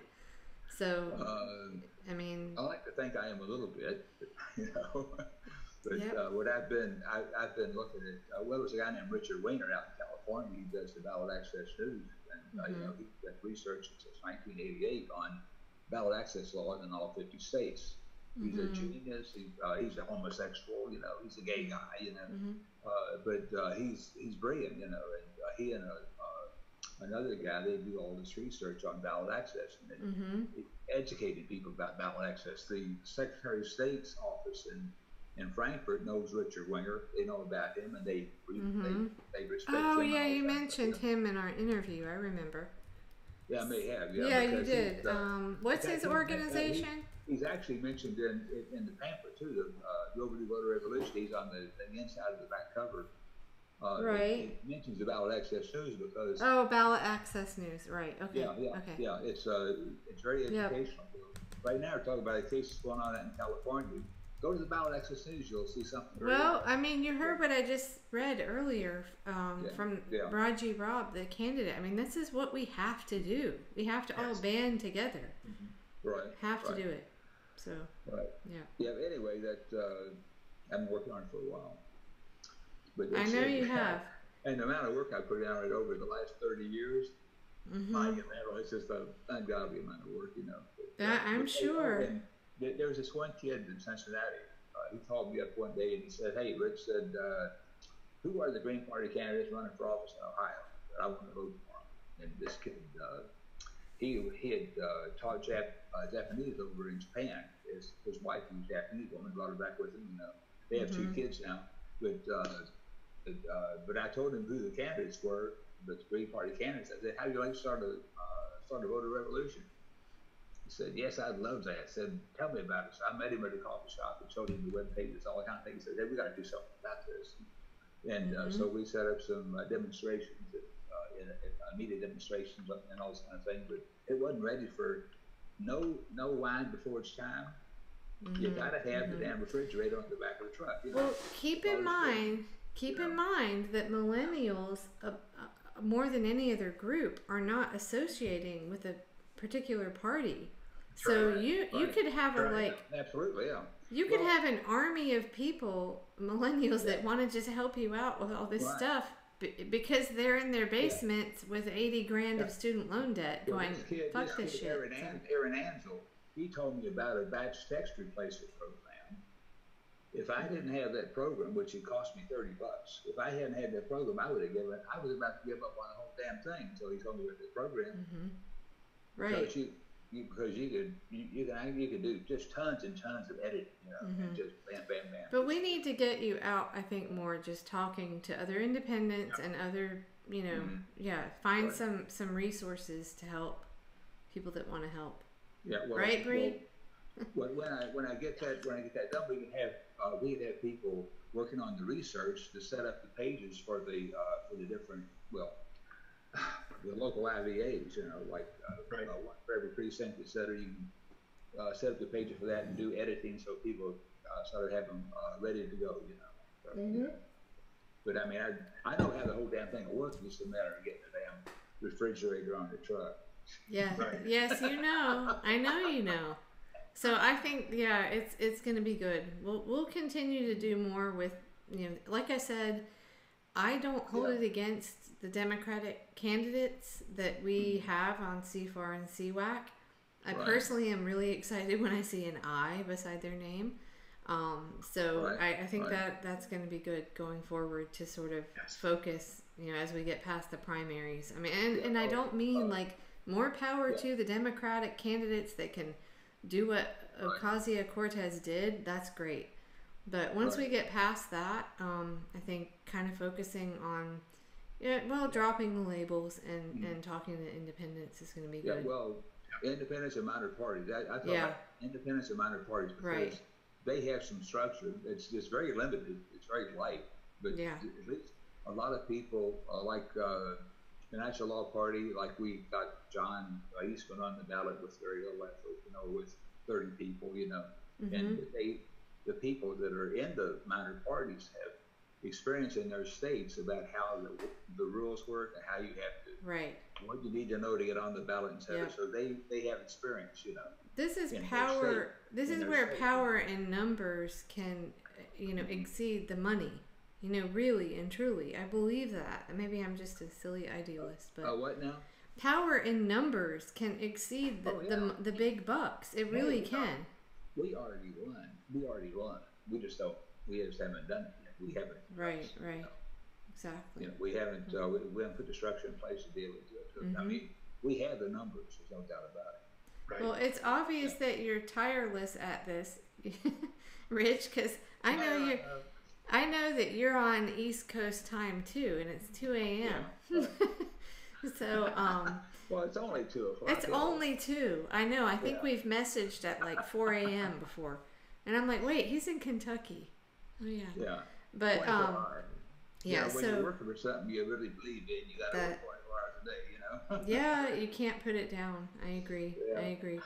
So we'll set up some more of these with, you know, independents and try to see if we can't like help you network with some of them and maybe you know, connect with their resources, with their volunteers, and see what we can do to promote the pledge and everything. I really appreciated your forwarding the links on the Overdue Voter Revolution, that kind of stuff. You know, you've been doing. I'm a Twitter fiend. Yeah.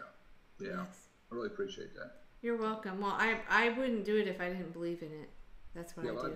I've gotten some things back from that. It's going to be Oh, some, good. Yeah, Good. Yeah, That's yeah, good. so- Very cool.